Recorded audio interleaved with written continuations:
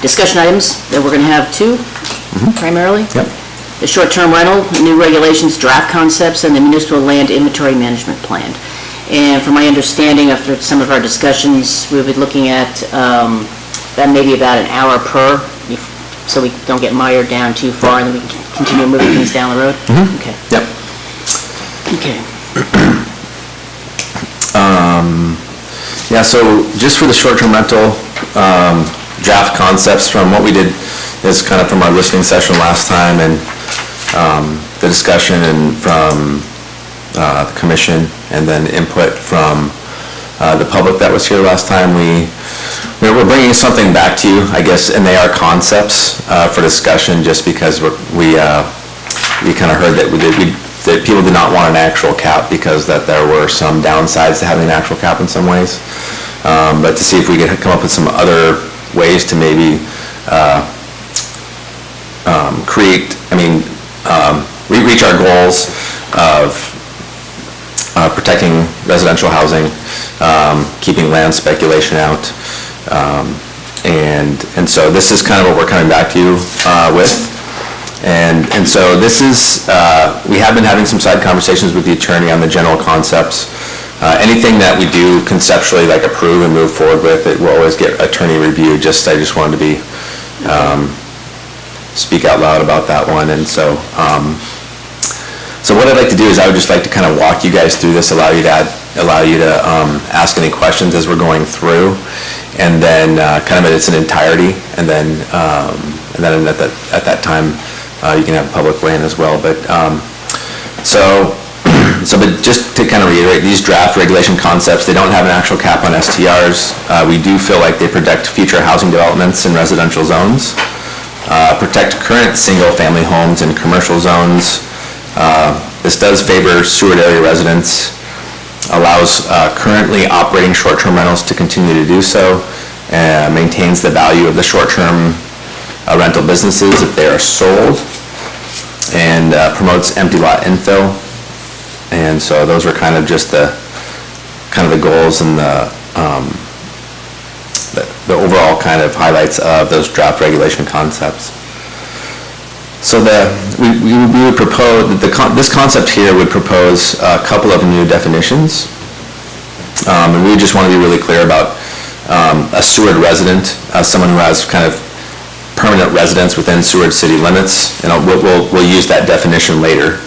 And then we have something that's different, would be like a Seward area resident. And basically this would be someone who lives in the general Seward area, both city limits resident, we have a city limits resident, but then Seward area resident. Again, we'll use that definition later, but someone who lives in like Bear Creek would basically be a voter at Bear Creek. And so we do want to just kind of look at the of how we're defining residents and primary residents. Just because they would be important definitions in these things. So, and then there is a concept called an accessory dwelling unit, and that we don't have in our code currently, but it is in other people's code. But basically, it's just an accessory dwelling that can be used for. That's not really allowed right now. It's not defined, and so that would be another option for us to create opportunity. I think prior to that, because I've seen a lot of what you would call an accessory dwelling unit, and what they would do is, like my next door neighbor had a little house in the back of his place, and he would have, it was like 609 4th Avenue, and his was 609 and a half or something like that, so it just allowed it to, cut through, so maybe you can now more firmly define what that little additional house on the property would be. Yeah, and my brother had one built. He had applied for it. This is in like an old part of Portland, and he built a residence above his garage, and they allowed him to, they opened up that definition, and they allowed him to do that. So it was a way for him he used it as a long-term rental. But again, it's something that we do want to, a concept that we want to consider introducing to code for some purposes within this. So are these pre-existing or adding to? These would be adding to, or redefining. So kind of my thing under here is it's either proposed new or altered definitions, and they won't fully make sense until we get down into kind of what we're using them to define. Yeah. So examples. And if you were to do something like that, would that be only for long-term rentals? Like say you pass something where you said, okay, you can, above your garage, build an apartment and rent it out. That would be Would it something. be like, it has to be a yearly rental, like a 12-month rental? You can't rent it out for, I'm just gonna rent it out for the winter, and then come summertime, Short-term, sorry, Yeah. sorry, good luck. That would be something that you guys get to decide. Yeah, okay. Yeah. And I've heard both sides, that people want to be able to use their property to make extra money, and we also need more long-term rentals. Yeah. So I just wanted to, this comes at the beginning of a different page, but we did want to just address that the grandfather clausing in of people that are currently operating would be all people that have operated within at least 1 year of 2018 to 2022, or if they currently own the property and are looking at developing it within the next 2 years type of thing, they would fall into this old system.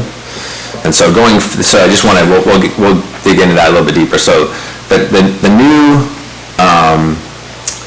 kind of concept going forward would be this, and this is for principally residential zones, which is rural residential, R1, R2, R3, and urban residential. And actually, office residential is considered, just as a side note, office residential is considered a primarily commercial zone.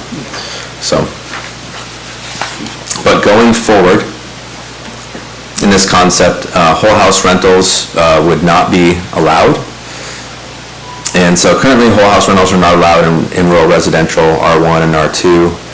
And then this would basically, like, all residential zones, whole house rentals would not be allowed. Only what we would consider traditional bed and breakfasts would be allowed by the resident living in the home at the primary residence. Is this your, excuse me, I'm sorry to interrupt, but is this your effort to preclude people buying up properties and then putting it on VBRO and all the rest of that stuff, so there has to be somebody still parked in that place? Yeah, The the resident needs to live in there, which is kind of what we have right now for rural residential R1 and R2, is you can have a traditional bed and breakfast, but you have to be, like, you have to be living in the home, and then you can rent out up to 50% of the bedrooms in your home. And so we basically just want to extend that to all residential zones going forward.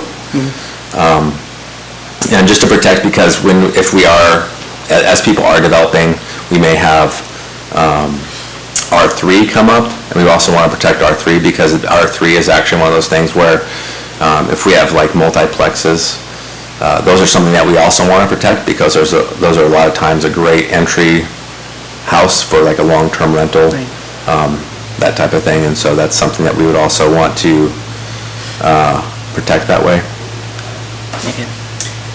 When you go through this, do you want to do a quick synopsis before we start adding our comments in there, or do you want me to start throwing them in as we go? How about let's just go ahead and I'll go through the entire thing, and then you can do that. That works. So right now, and we did hear some feedback, and that's why this changed a little bit, but right now, currently the rule is no more than 50%.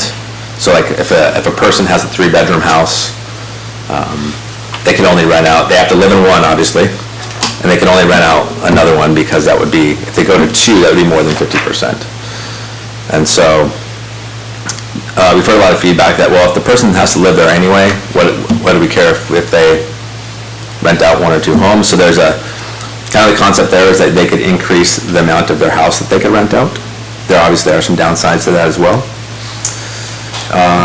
Then the other thing would be introduce accessory dwelling units used for primary short-term rentals, or it could be long-term rentals. And one of the thoughts we had around this is that you would base this on, like, a minimum lot size, especially if we look at, like, rural residential. They have very large lots, and so we feel like that would be an appropriate place, or one of the appropriate places. We have other people that have decent-sized lots in other zones as well too, but for the opportunity for someone to build a structure, the dwelling, on their property, or else if they already have an apartment above their garage, allow them to do that. But anyway, that's just kind of a way, because Stewart is expensive to live in, they can make some more money. It also might provide some long-term rentals that way, or short-term rentals. So anyway, that is the concept for principally residential zones.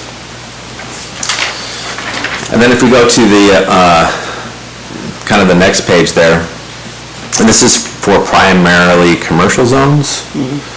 So going forward, no new permits for whole house rentals in existing single-family dwellings. And so what that would mean conceptually is that if, let's say we have a family living in office residential in a single-family home. The next person that comes along wants, like they decide they're gonna move, so someone cannot take that single home, purchase that, and convert it into a short-term rental. And so that would be for single-family homes only, but that would kind of protect a single-family home conversion into short-term rental in commercial zones. And again, we kind of have the short-term commercial zones, we would kind of have the short-term rentals allowed in accessory dwelling units. And then for non-sewered area, so there was a, this concept, the next one is that we wanted to introduce a waiting period to apply for a permit on commercial properties to prevent outside land speculation. And so that's why we decided to have, if you have, for like non-sewered area residents, to prevent kind of outside land speculation, we would look at having a 4-year, we were talking about it, and 1 or 2 years is not quite enough to keep like land speculators out necessarily, but we think 4 years, so let's say there's a fourplex that went up for sale. If someone wants to buy that commercial property, they would have to, if they're from, let's say, California, they would have to wait 4 years to convert that into a short-term rental. What that would do is that would at least give us 4 years of long-term rental. And, but we think a lot of times that will just inhibit people from wanting to speculate that. And so that was just, we talked about 1 year, 2 years, maybe too short. 3 years could be enough. We thought 4 years, people definitely are not gonna, that wanna just make a quick buck. That's probably long time to wait for that. And so that was kind of a piece where we, just looked at, and that would exclude what we considered like hotels. And then we did want to do something to help vacant lot infill. And so right now, it was just like no matter what kind of, as long as it's in commercial zones only, but if someone wants to develop property, they can get a short-term rental permit. Just because at least it would develop the property. We have a lot of properties within city limits that have been sitting vacant for quite a while. So that might at least present the opportunity to develop those. Even though we may not have like it would be loosening the regulatory control in favor of having those developed.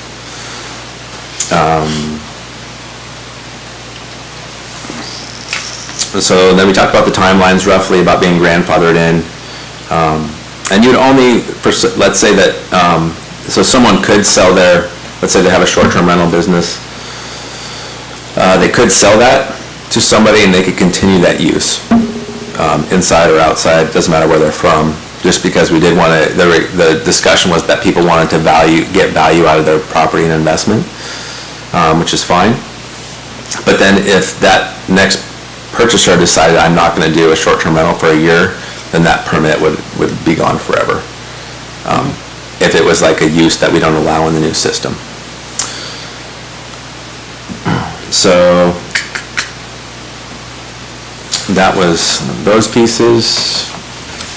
Then we did have some, just allowing the permit transfers. We just want to recognize that we probably have to create a system for that permit transfer. And then the kind of the new additional requirements is that right now we ask for proof of insurance for short-term rental property, but it's not actually codified, and we do want to actually put that in code so that it's very enforceable. Some listing requirements just to make it easier for us to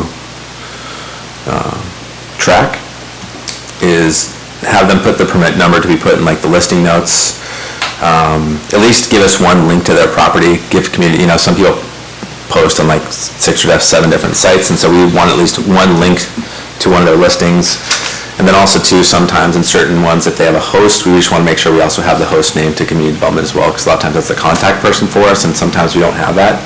And so it's hard for us to contact them should we need to. And then we do want to introduce the annual processing fees, because the short-term rental stuff that we do does take a lot of work, and usually that kind of correlates with some kind of processing fee at the city level. So, did I miss anything? No. Okay. Okay, well, I've got a couple of questions if, actually, any commissioners, do you guys want to go ahead, Nathaniel? Well, I don't have to go first. I have a bunch of questions. I think we should start at the front, work our way through and see if anybody has questions. First, I want to, so has the lawyer looked over all of this already? No, we've had discussions with him, we just wanted to bring, we've had discussions with him, we've sent him some articles on some things about what other places are doing. Okay. As some places, in the United States are completely banning short-term rentals. Yeah. Like Gone Tomorrow.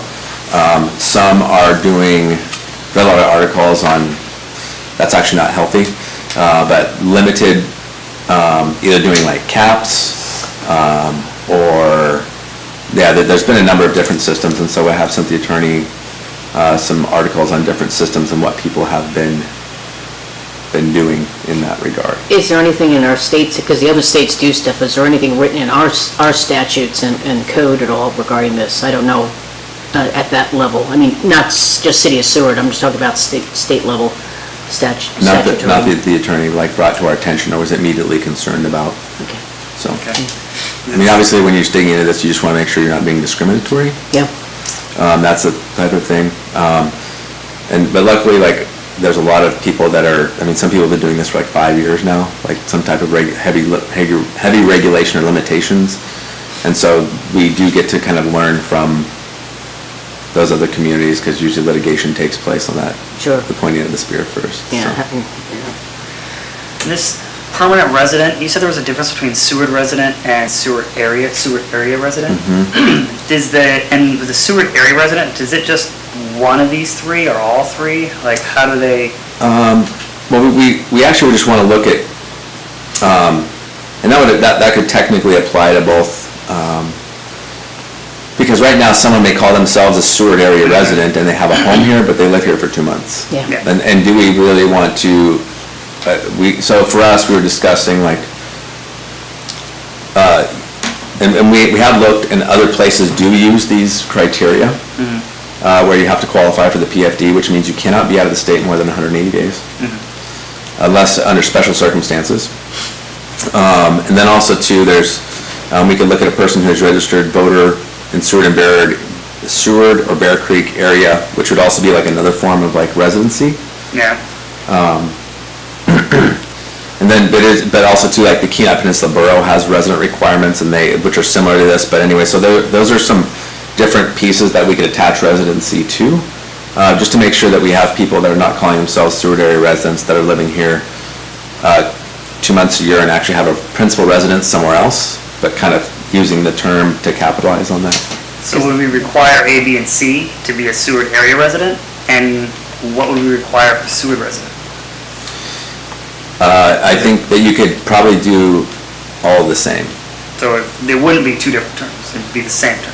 Yeah, and we just wanted to, so they could be the same, they could have the same qualifications to meet that. It's just that to be a Seward area resident, your voter registration would be in Seward or Bear Creek. Okay. Because I live out of city, I would qualify as a Seward area resident because I meet all those qualifications, and I vote in Bear Creek because I live off Nash Road. So each of them would have to meet 3 criteria, but the Seward resident would be voting in Seward, Seward area would be voting Seward area. Yes. Okay. And I think there's an exception to the rule, because I am a Seward resident. I've lived here for 12 months, 12 calendar months. I'm registered to vote here, but I don't qualify for the PFD because they go by a different. Yeah. 2 years. isn't That's a it? good point. That's a good Well, point. Okay. no, theirs is I want to say January 1st to January 1st. So Yeah, even it's though I've calendar. lived here for 12 consecutive months, I won't qualify for a PFD until next year. Yeah. Because at the time of filling out for it, you're supposed to be here for that 365 days previous. Right, Yeah. right, that's a good point. Yeah. That's a good point. And it's like, I could qualify to get a residential fishing license now, but last month, no. Right. Right, because it's like all by calendar months or it's so, So we could still require the PFD, but put in a little clause where you have to be like well, you have to be here for 12 calendar months. Yeah, and/or right, Yeah. okay. the PFD. Well, the PFD would be the 12 calendar if it's just 12 calendar. Okay, 12 calendar would 12 be less than months. the PFD, because if you fall in here, let's say you move in February, then you won't qualify for that PFD in January of next year and without lying. Yeah. So like I wasn't able to get it, she wasn't able to get it because we didn't get here till July. So 12 consecutive months. 12 versus consecutive 12 months prior to your Yeah. application would make you a resident. Okay. Joe? As far as, go ahead. You might want to expand the voter registration to include Low Point, because that's a voter registration. Yep.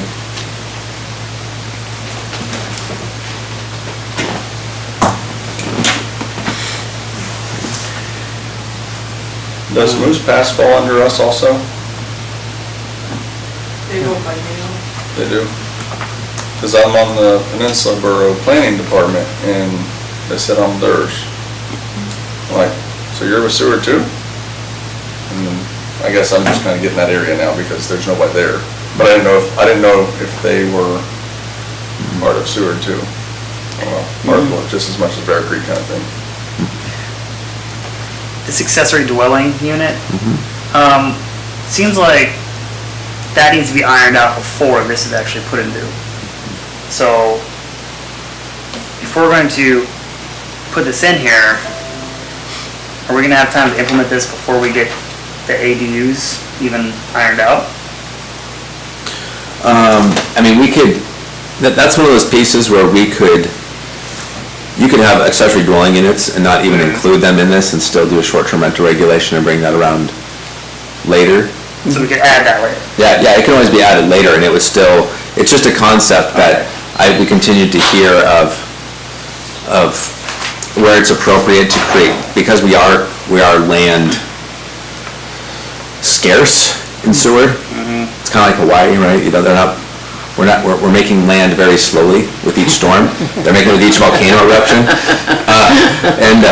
And so because of that, we need to also find new ways to make better use of land or create more dwellings, or that could be possible lodgings, like we could say short-term or long-term, however you feel. So we basically have to take that out and then add it later, once we have time to iron it out. There's like an addendum to the Yeah. thing that's come through. Yep. Yeah, that's, I wouldn't want that to hold us up, but that can be added later, but it was something we continued to. Well, it's good to have that on the radar, for Yeah. sure. Carol? Yeah. Nathaniel might remember, but Jackie Wild brought forth a huge packet on ADUs that should be in your files. Okay, I'll have to look at it. So some work's already been done. I'll look at that. And it was shot down. Yeah. Yeah. Well, it's good to know that, because then maybe you can resurrect it if it meets the standard on that, and that's, the only thing I have a question about that is, with everything in sewer, it's always, what can you do if you have enough parking? Yeah, and we would want to make sure that we ensure Yeah. that if we're appropriate, so that you would have to accommodate for like parking, Right. Yeah. that kind of thing as well, so. It'd be a big, a whole bunch of stuff, parking, Yeah. allow, where is it allowed, like, definitions. We basically need to add a whole new, Yeah. an area. A chapter to that, for Yeah. some reason. Yeah. I also have an issue, I don't like the 75% for bed and breakfast, I like the 50 myself, especially in R1, R2, and R3. I mean, those places that zoning is already supposed to be pretty much a family zoning area, and I don't think increasing rooms in there to promote more business in that area is a good idea. Maybe in a more commercial area, like we could add that to the next commercial spot for OR, AC, and onward, but in that residential area, I don't want to allow opportunity for more businesses, because it's a single family kind of family. I totally agree with that. Yeah. That It should be like a 50% cap, 75% is a lot. Yeah, then it's a business in a neighborhood. Yeah. Yeah, we have business areas. And then so under well, never mind, because we'll have to deal with dwellings later, but I wanted to know kind of the footprints of the particular dwelling, not only what we would allow, not only the square footage of where it would be allowed on a lot, but the square footage, the minimum square footage of the actual dwelling.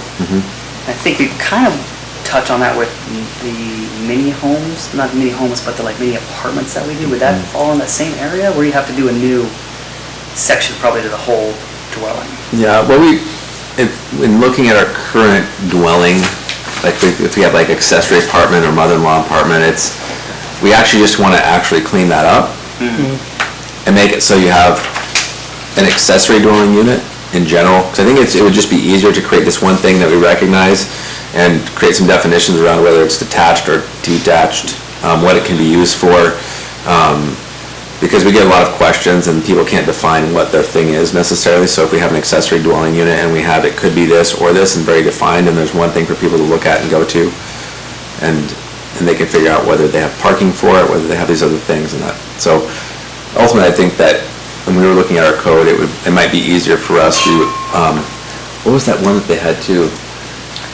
There was one that Currently in code? yeah, there was that one that we said that doesn't even make sense anymore. Oh, the guest house? It was a guest house, or we have like caretaker caretaker. dwelling. Yeah, And we have some of these other things that are technically like accessory dwelling units.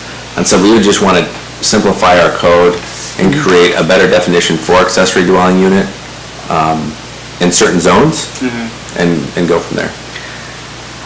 For the commercial zoning section of this, I don't think we should have industrial, allow these in industrial. Is that up there, the OR, AC, HC, EC, and I? Yeah. That may have just been added up there, I don't know if we were specifically wanting it there. Yeah, It may no. have just been put there Okay. as like, like.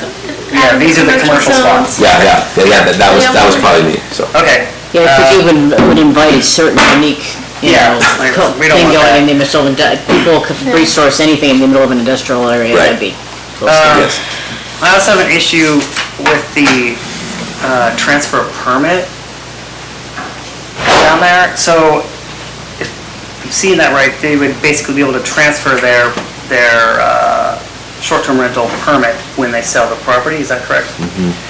For people that are under the old system. Under the old system, yeah. Not under anything under the new system. Well, anything under the new system will fit this new thing, but that's for people that are currently existing in, let's say there was a whole house rental in urban residential, which is currently allowed. Yeah. They would be able to continue that. That protects their investment. It protects our investment because, so anyway, it protects our investment, so that was we want to, that was a concern for people, was that I've invested in this property, I've done some stuff to it, and so make my money back, and so we just wanted to put that out there as an option for a way to transfer the permit. Well, I agree with the grandfathering. I guess what I was meaning is it transfer when sold? Yes. So, Because. I'll just, for example,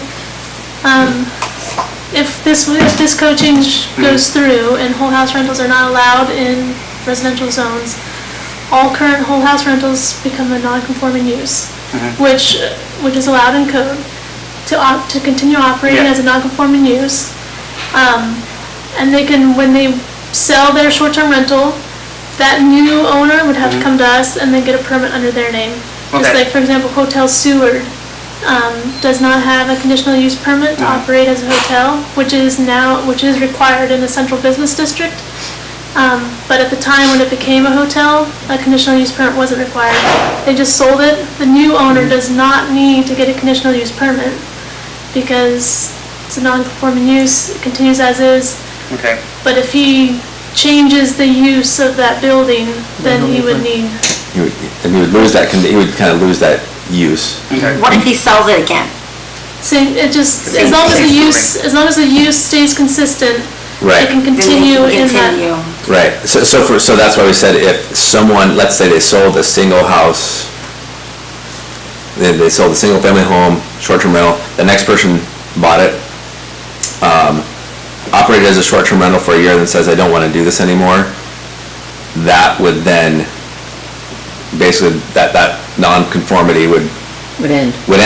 Yes. And they would no longer be able to have a permit, short-term rental permit for that house, because that's kind of, yeah, does that make sense? Yeah, I just kind of wanted to make sure we didn't get into a spot where the license was basically sold, saying, I'm selling this home, and I have a license, so the license costs an extra $100,000, so the house is now $500 because you Right. get this license with it.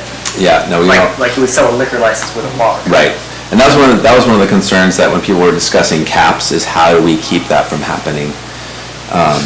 And how do we, because how they talked about, I think the thing that's come up is the commercial howler permits, what happened to Yeah. those? And so we want to make sure that Okay. those are not sold as a commodity, Yeah. or like as an addition. That's what I was worried about. Yeah. I don't want, because then you would price people out. They wouldn't be able to buy it because they also have to buy this permit with license with it. Right, yeah. And then for the timeline, for 2018 to 2022 with operating longer, breaking up for 12 months, what about for COVID, if somebody closed down for an entire year there? Do we have a stipulation And where? it's just for 1 year, you just have to have it operated within 1 year of that window, Okay, because that was just it, because we know that there are a lot of people that, they operated in 2018 or 2019, and then they're like, COVID, I don't know if we're able to get bookings, I moved. Yeah. Like, I know specific examples where someone moved their properties for like 2 years to long-term rentals, okay, and so we just want to make sure that, like, if people we're being cautious, yeah, we want, or there's some financial stuff or whatever, we want to honor the fact that they were doing it, that's the intent of their property, and they can continue doing so. So they just need to operate for 1 year in the 2018 to 22. okay. I just want to make sure that people weren't losing it because No. they wanted to be cautious. No, Okay. Well, I think that's most of what I have on this, except for the ADUs, but that we have to deal with in a whole new system. I think this makes a lot of sense. I think a cap is far more simple than this, and I think this is way more complex. And the cap would just be an easier idea, but that's not my call. Yeah, we had so many people that came in with that meeting that made it a bit of I a know. challenge and stuff like this. And there's so many variables for folks. Cap would be real easy, yeah. Yeah. But this allows people to get accommodated to some extent. I mean, my whole thing is, I'm not a big fan of anybody having any sort of lodging, short-term lodging in an R1. I just think that people spend a lot of money on homes and they should be able to have their neighborhood, but that's okay. It's in the thing now. Do any of the other commissioners have anything to say at this point? I think it's very well. I had a question about, I lost it, so I'll bring it back later. I should have written it down. That's why I write notes rather than going Yeah. through. No, I can't write on this one. So if I'll slide into it at this point in time, was, why are there no separate whole house in commercial zones? What's the logic behind that? Obviously industrial, I'm not worried about that, but some of the other, what is the reason for that again? I'm not wrapping my brain around why that. no more whole house? Yeah, in commercial. Because we just don't, because within our zones, if you look at our zones, we look at like the downtown area, just all of this area, it is zoned commercial zones, but there are a lot of residences. I mean, a lot of family housing, a lot of people live there, and so even though, like, if you just say, if you walk someone down some of these streets, which are primarily commercial, and you said, tell me, is this a commercial zone, or is this a residential zone? Yeah. You're gonna get, like, 90% of the time, you're gonna get, oh, this is residential for sure. And because there's a lot of single-family homes in that area, and so in those areas, even though they're zoned primarily commercial, and so that was our reasoning of wanting to protect the single-family homes from conversion to short-term rentals, because we think that people that are land speculators have a lot more cash right now. In general, they usually do, and which means that interest rates don't usually affect them, which they're affecting everyone else a lot more than other things. And we also thought about, too, a lot of times if you have a plex in a commercial zone, you've probably built that for short-term rentals, and that those are more, I guess, I wouldn't say appropriate, but it's We still want to honor like that it is a commercial zone, that there are properties that are built for rentals. And so that was kind of that, we wanted to protect homes for families. Got it. Yeah, Okay. I mean, 6th Street, when you look down 6th Street, it's commercial, but it's all single-family homes from like Adams All the way down. pretty much, yeah. Yeah. So I think that makes sense. Yeah, I just was trying to because limiting is great, and I understand the rural areas and everything else like this, but I was thinking, well, what's the deal with commercial? But that makes perfect sense, because there is so much residential wrapped into the commercial areas as well. I had a little highlight for the 4-year waiting period. Is there going to be, I mean, I'm sure you're going to bounce it off the attorney, is there going to, can we, for lack of a negative term, can we discriminate from that standpoint? So he'll have to... Yeah, not to sort that out, and that's not our idea. That's something that we saw from other communities, so Sure. we'll have to see how that applies to our state municipal code. That's okay. Yeah. Seems like a legal question right there. Yeah. I think the other one I had just here is proof of insurance for short-term rental property be required by code. And I just want to be sure when you write that stuff in there and everything else like this, that it's a proof of insurance for the building as a bed and breakfast versus just homeowner's insurance, because if people can get, burned on that pretty easily. Yeah, that's And good. as when we had our bed and breakfast, I may have mentioned it to other folks, I have USAA insurance, and that's, a regular insurance company, but back then, they may do it now, but they did no commercial insurance, and they definitely didn't do bed and breakfast, so I had to go hunt down specifically a bed and breakfast insurance company for ours, so. And then are there gonna be repercussions if they cancel their insurance or let their insurance lapse? Oh. And it's no longer a bed and breakfast insurance?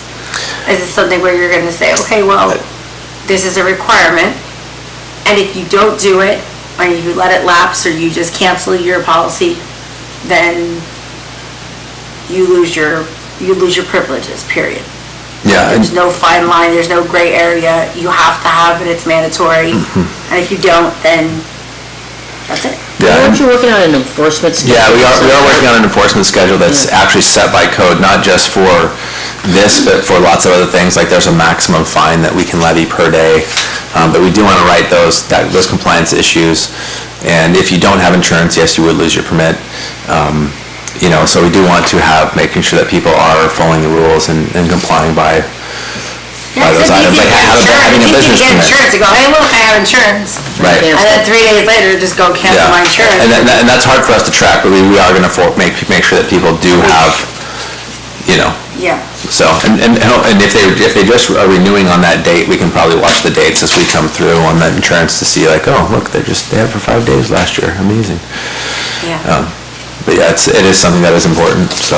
Yeah, because it could bite you, a little bit, the homeowner as well as the city, if they issue a license and they didn't do their perceived not doing their due diligence, somebody could come after the city, I would assume, for issues Yeah. that they may have had. Well, does anybody have anything else on this? Thanks. Yeah, I'm good right I got mine out. Carol? To that point, when people sign their name on those applications, it pretty much says, I affirm that the above is true. I do live at this place. If they don't, they say they do, and you have to take their word for it. So you could also have a statement that I affirm that I will have annual bed and breakfast insurance. And consistent through operation. They would have Yeah. to refer to that. Yeah, And makes then sense. if they don't, it won't be very hard to before they go, I'll just Yeah. cancel it and save $1,800, and no one is really. Yeah, but if something happens, if there's an accident or something Right, happens, you can't track it really. then there has to be like severe consequences, what you're saying, like, But they have to That's it. affirm to that, and then you have to take their word for it. Yep. And if you somehow find out they're not, then there should be some pretty severe consequences, including pulling the permit. Yeah, correct. Absolutely. Correct, yeah, we do, yeah, but that's absolutely what we want to do, and we want to make sure it's very clear, and that they do, that by signing this, they are agreeing that they are a resident.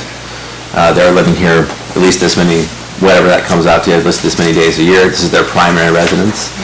And by affirming that, and if they don't, then we will have, it'll be very clear in code, and I can't remember what the maximum is right now, but I think it may be $300 a day or $1,000 a day, depending on certain things, and so we want to make sure that's also written in, or just revoke, or just your permit's revoked, so. And then they wind up being a pirate B&B. Right. But I would assume that the attorney would have language to that effect. Yeah, all these documents will be gone over by the attorney and have them set up. Yeah, so. they do some, yeah. Okay, Kel? Would you be willing to go through my comments now? We have another 15, 20 minutes. I can, absolutely. Yeah, for the short-term rental one. Yes. Yes, okay, yep. So some of these things, I don't know if everyone received this in time. It came out around noon-ish. I was trying to get it out earlier, but that didn't happen. So some of these things we did cover. One new note, just will be out of order, but when you say that under commercial, that non-sewer area residents, there's a 4-year waiting period, that will allow sewer residents to snap up all these things. So I just think maybe there should be a 4-year waiting period for everybody, because you have to be fair. So you can be a speculator from sewer, Yeah. just turning them into. Yes. No, I think we deserve preferential treatment, actually, I don't know. Well, the intent, and a lot of these STRs, I would change to long-term. You know, this, to me, this whole thing seems to encourage even more short-term rentals. Now just flip it so that it's all long-term rental. Like in the ADUs, it's a dwelling, it's not a large unit. But anyway, that one kind of popped up at me during this discussion. So if you don't mind, if we could go through, and I went through the headings. So these definitions of resident and area resident really need to be really clear, because it's incredibly important. It's the difference between making a living and not, if you choose to go into this business. So that's really important. And I just don't think this 9 months, a lot of people live here, they don't go to anywhere else. They may have another home somewhere else, but they're not here all winter, you know, but they consider themselves residents, and if they don't care about the permanent dividend, you know, they don't even have to be here 180 days. So, gotta be really careful with that one, because you'll get into trouble. How long would you suggest would be the time frame for somebody to live here? Are you saying that you just can't hold them to a 9-month standard? And how would you prove it, you know? It may be that other thing, I affirm that I'm a sewer resident, and you don't have to worry about checking on it. Yeah. I know, it just seems very difficult. A lot of these things seem really difficult to, without being big brother and spying on them. You know? You just have to, I affirm that I'm a sewer resident, and I'm entitled to all these wonderful presents that you have given me in this code. So if I affirm that I meet all this criteria, so they're initialing or doing something like this, so then if they don't meet it, then, they haven't done it, then they can be, held for being, lying They'd be on the form. subject to those fines or Yeah. revocation of the permit. Right. But you just can't track if someone's being honest. You just can't track it. So they have to affirm it, and then you have to believe it. And didn't you mention, maybe instead of primary residence, just require the home occupation? And that, Yeah, because then, right. because I think we're trying to get Already primary had code for that. residency does that the individual has to be living there if they want to rent it out, but the home occupation should Right. cover that. Right, we already have that. It would be rather easy to see if the home is occupied by looking at the electric usage. If you had a question, You yeah. you don't want to have to police them like that. Well, You don't want to have somebody in the finance department looking for utility bills and saying, oh, it's spiked here, and were they home? And, it's just, you have to trust that people, when they say I affirm, when they apply for their business, short-term rental business license, that all these things check, I affirm this is true. In Then you person. start getting complaints, and then you start, and then you go into the enforcement arm. But to set up things that are not trackable and not enforceable, it's just a waste of time. Okay.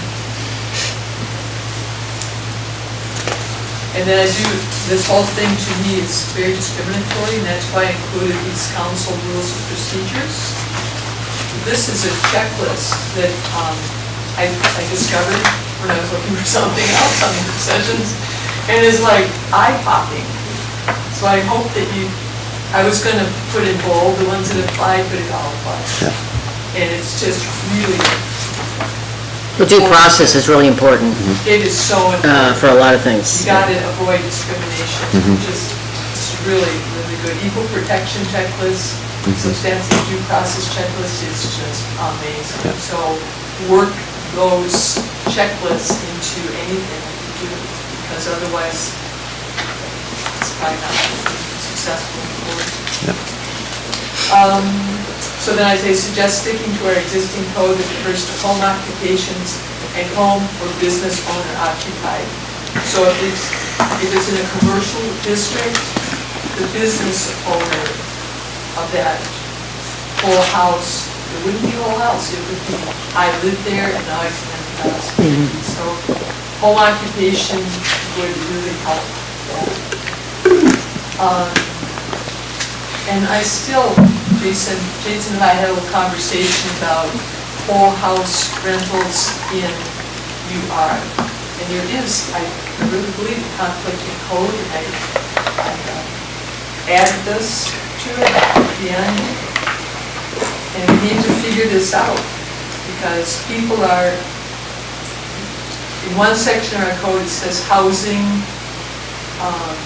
whole house rental.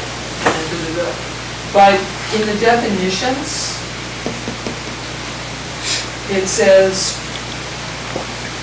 in all other residential districts besides R1 and R2, which means UR, lodging within single-family residences and duplexes is limited to a home occupation within the business owner's principal place of residence, and to the rental of not more than 50% of the bedrooms to maximum of 5. So that's in our definition. And then we have this conflict in code that says, oh, well, you can have whole house rental if you want. So where there's a conflict, there's more restricted code compliance.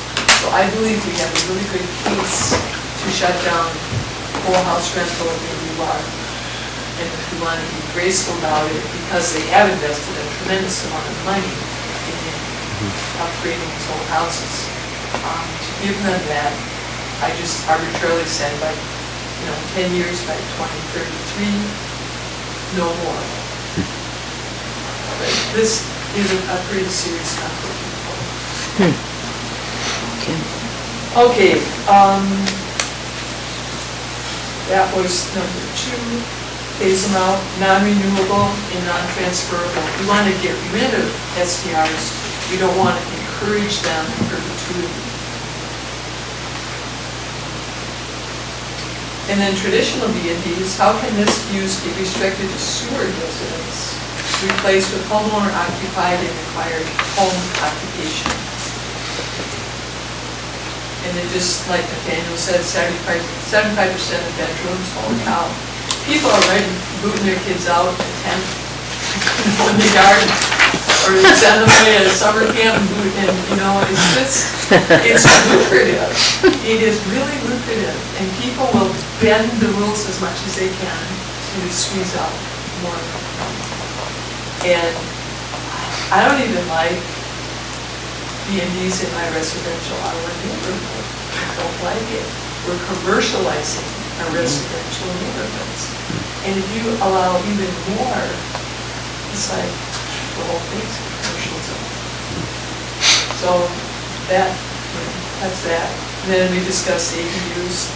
I just see if this goes through all those guest houses that have been put up illegally, no permits are required, which is an omission. And no permits required to put up a tool shed, a guest house in your backyard.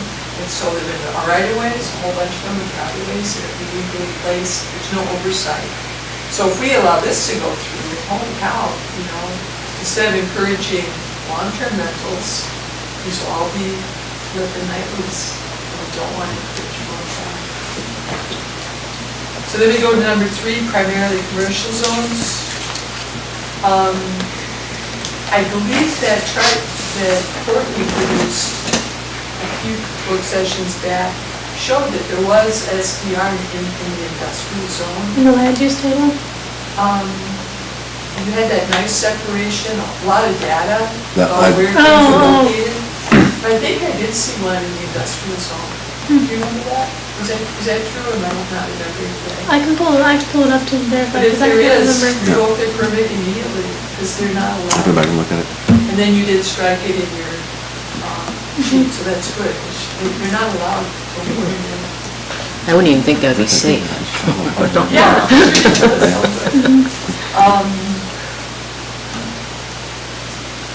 So this other one, no new permits for whole house rentals in existing single-family dwellings, but allowing new whole house rentals on vacant lots is very discriminatory and unfair.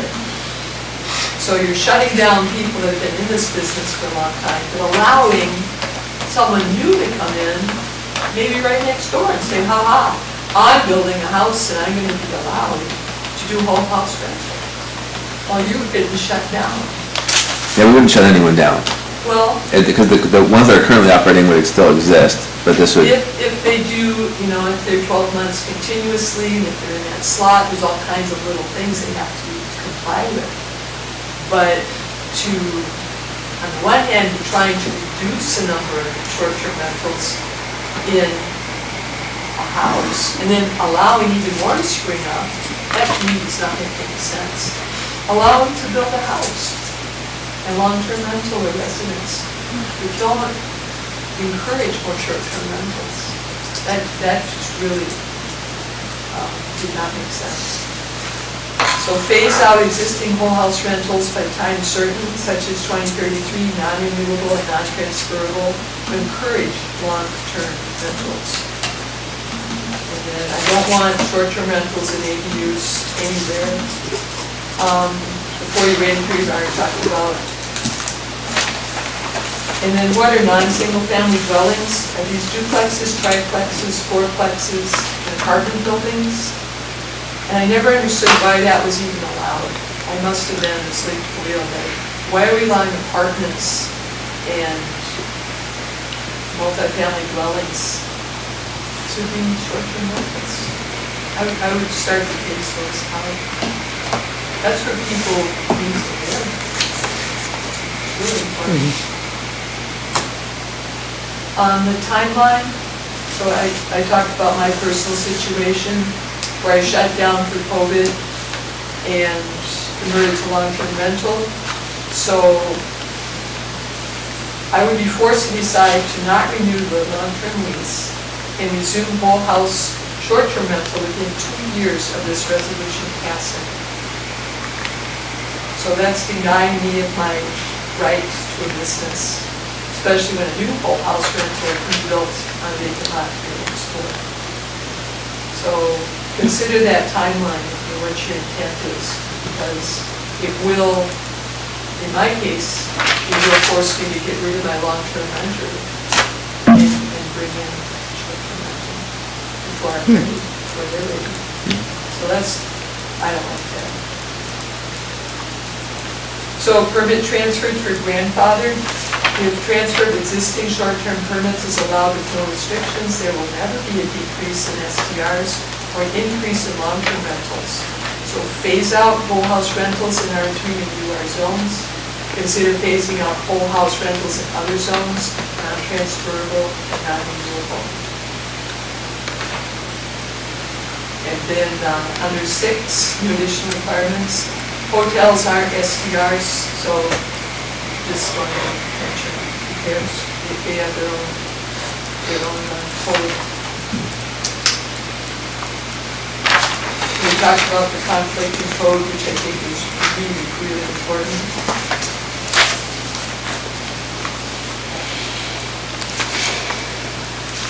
I'm sorry, it was institutional zone, that that's why you got 2 copies, because I means institutional. So I believe there was something in institutional zone, not industrial zone. Yeah, I looked up it from the packet and it was included in the list just because it's part of the principally commercial areas, but there weren't any There short-term aren't rentals. any? in Oh, there. good, Yeah. okay. And it's, and in the land use table, they're not allowed Correct. either Correct. in I just institutions. thought when you had all that data that somebody was, had a business short-term rental in an institutional zone. Not the INS. Yeah, no, That's good. They don't, so. Because if they're not even in the zone, they should be, you know. And then, of course, the code needs to be updated to define full house short-term rentals. And then, there's no definition for accessory apartment in our code. And then all this comes from, yeah, that's all we have. Is that unique to us, or is there other places that have accessory, some of those definitions in the state? Do you think we have those elsewhere? Like an accessory dwelling unit We have some of definition? those, because if we don't have it in ours, I would think it would be existing somewhere. It was up to the, I think we should revisit quota, because this is potentially a legal nightmare. It's kind of a nightmare to enforce. It's code change, basically taking our complication from a level 1 to an 11. It's just like, it's dumb. I mean, I like your work and the way you got it, but the more I get into this, it's like, we could solve this by being like 150. Done. That's it. Yep, Code change, just all going this. with the feedback we got last I time. know, So I'm just saying, I understand what you did a good job coming up with, so I'm just saying that. Yeah. I don't disagree with you, it would be a simpler system. It would be a very simpler system, but I don't know, were you here during that? I missed that one, unfortunately. So that forced the decision to relook on some of these things, because, yeah, it would be nice. It's not gonna make it any easier, people are still gonna have an issue with this, and now we just complicated it. I think you'd have less people having an issue. It's gonna be more work You for can tell there's them. nobody here. Yeah. I don't disagree. It's, the only issue, yeah, we're gonna have just as many, except for the people that aren't paying attention. You know, it's sort of interesting, because Carol's the only one that's here. Nobody else has shown up, so somebody must be happy. And Carol just wants to clean up the... They just don't realize how complicated it's gonna make everything for them and us. You know, that's the thing, is everybody wants a piece of the action in a different way, then they're going to have to conform to that. And I'm just gonna say it, that's all. That's what they wanted, that's what they'll get. That's fine. It's fine. I have one other comment. I pulled up the Hamari website. That's our software company that scans the web and finds illegal listings and stuff, and sends them to you, and then you can enforce it. They had all kinds of helpful advice, white papers, how to solve these problems, and I'm just wondering, have we taken advantage of their expertise?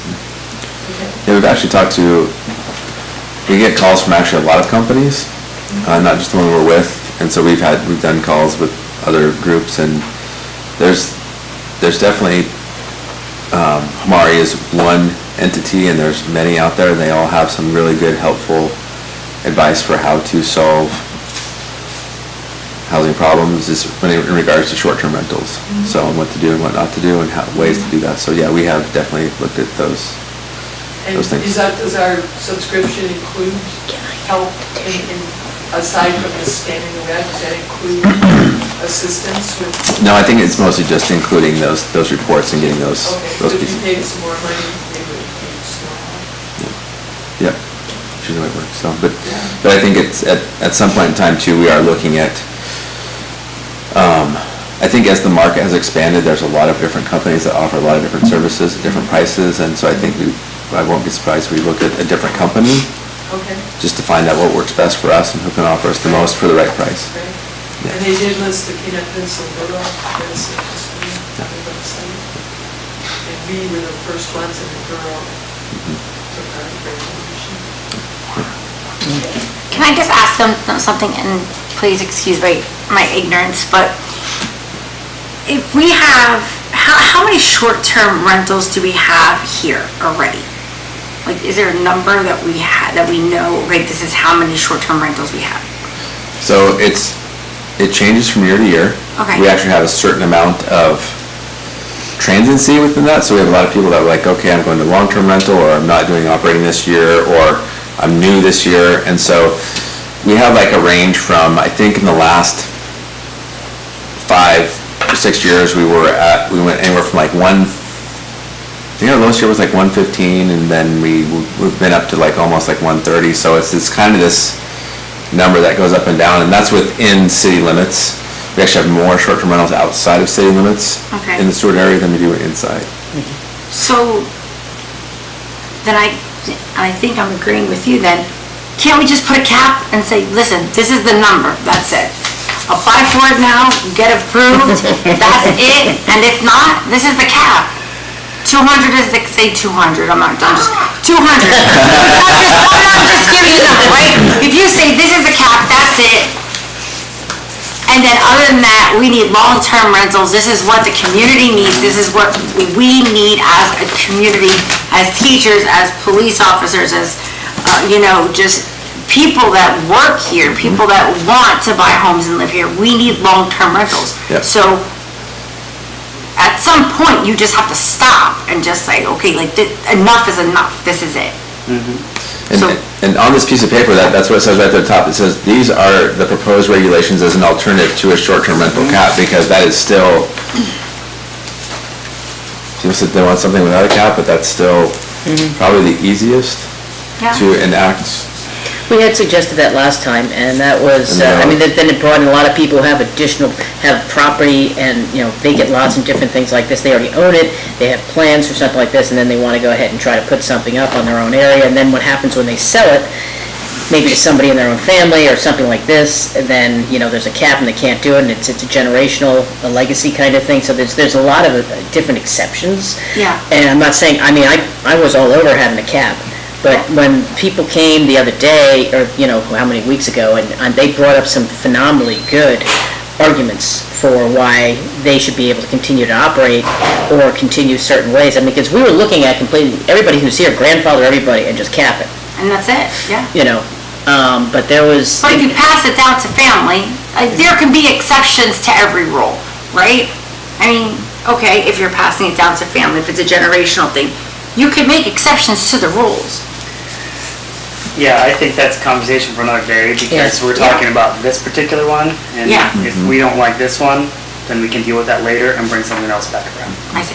Yeah, and that's the thing, is you're never gonna make anybody happy on a lot of these Oh, different yeah, things, that's for sure, I've sat through these meetings, and some people will stand right there and they just look you right in the face, and it's like they're mad at you, and you're like, I kind of look at them like, there's a whole other room, there's a whole room of people, why are you staring at me like? It just direct lines, I don't worry about it.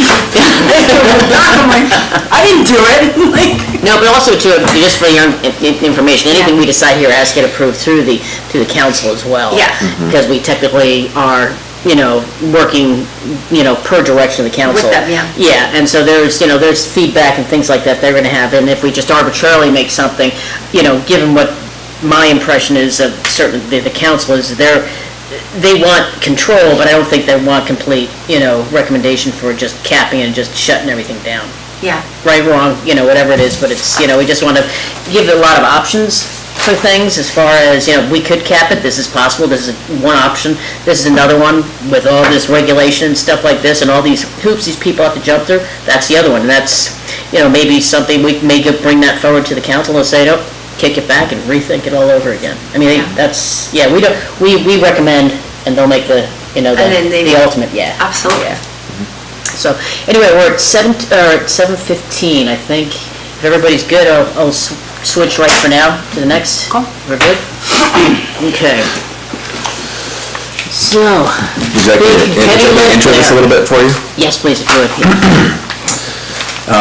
So in this municipal lands inventory and management plan, page 6 does have kind of an introduction, but I just wanted to It's basically an action guide. It says it's an action guide for the management of city-owned lands. It has an inventory, its present use, and proposed future uses. And just kind of like, we live in a world where leases get taken over. We also like an appropriate future use. 10 years ago may not be an appropriate future use now because we see changes, and so it is important that we look at this document regularly. I talked to former Chair Eklund.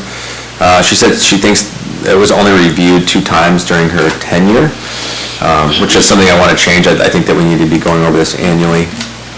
Is that statute, or not, is that by code? I think it's in code, but basically it says that this is a document that should be reviewed annually. Okay. And so I do think it's something that we should...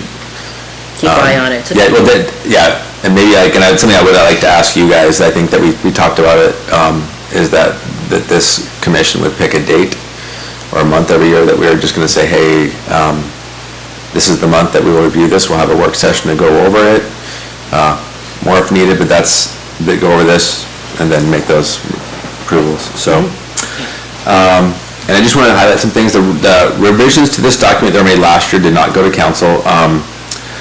The city manager, this is, I think, her first time of really getting a look at the old document, and she wanted to have us reformat this and do kind of a way more usable document. Before, it was all these like listings, and then it had a few small maps at the back that you had to kind of flip through. Yeah. And nothing was very detailed on those maps, so you couldn't really tell what you were looking at other than,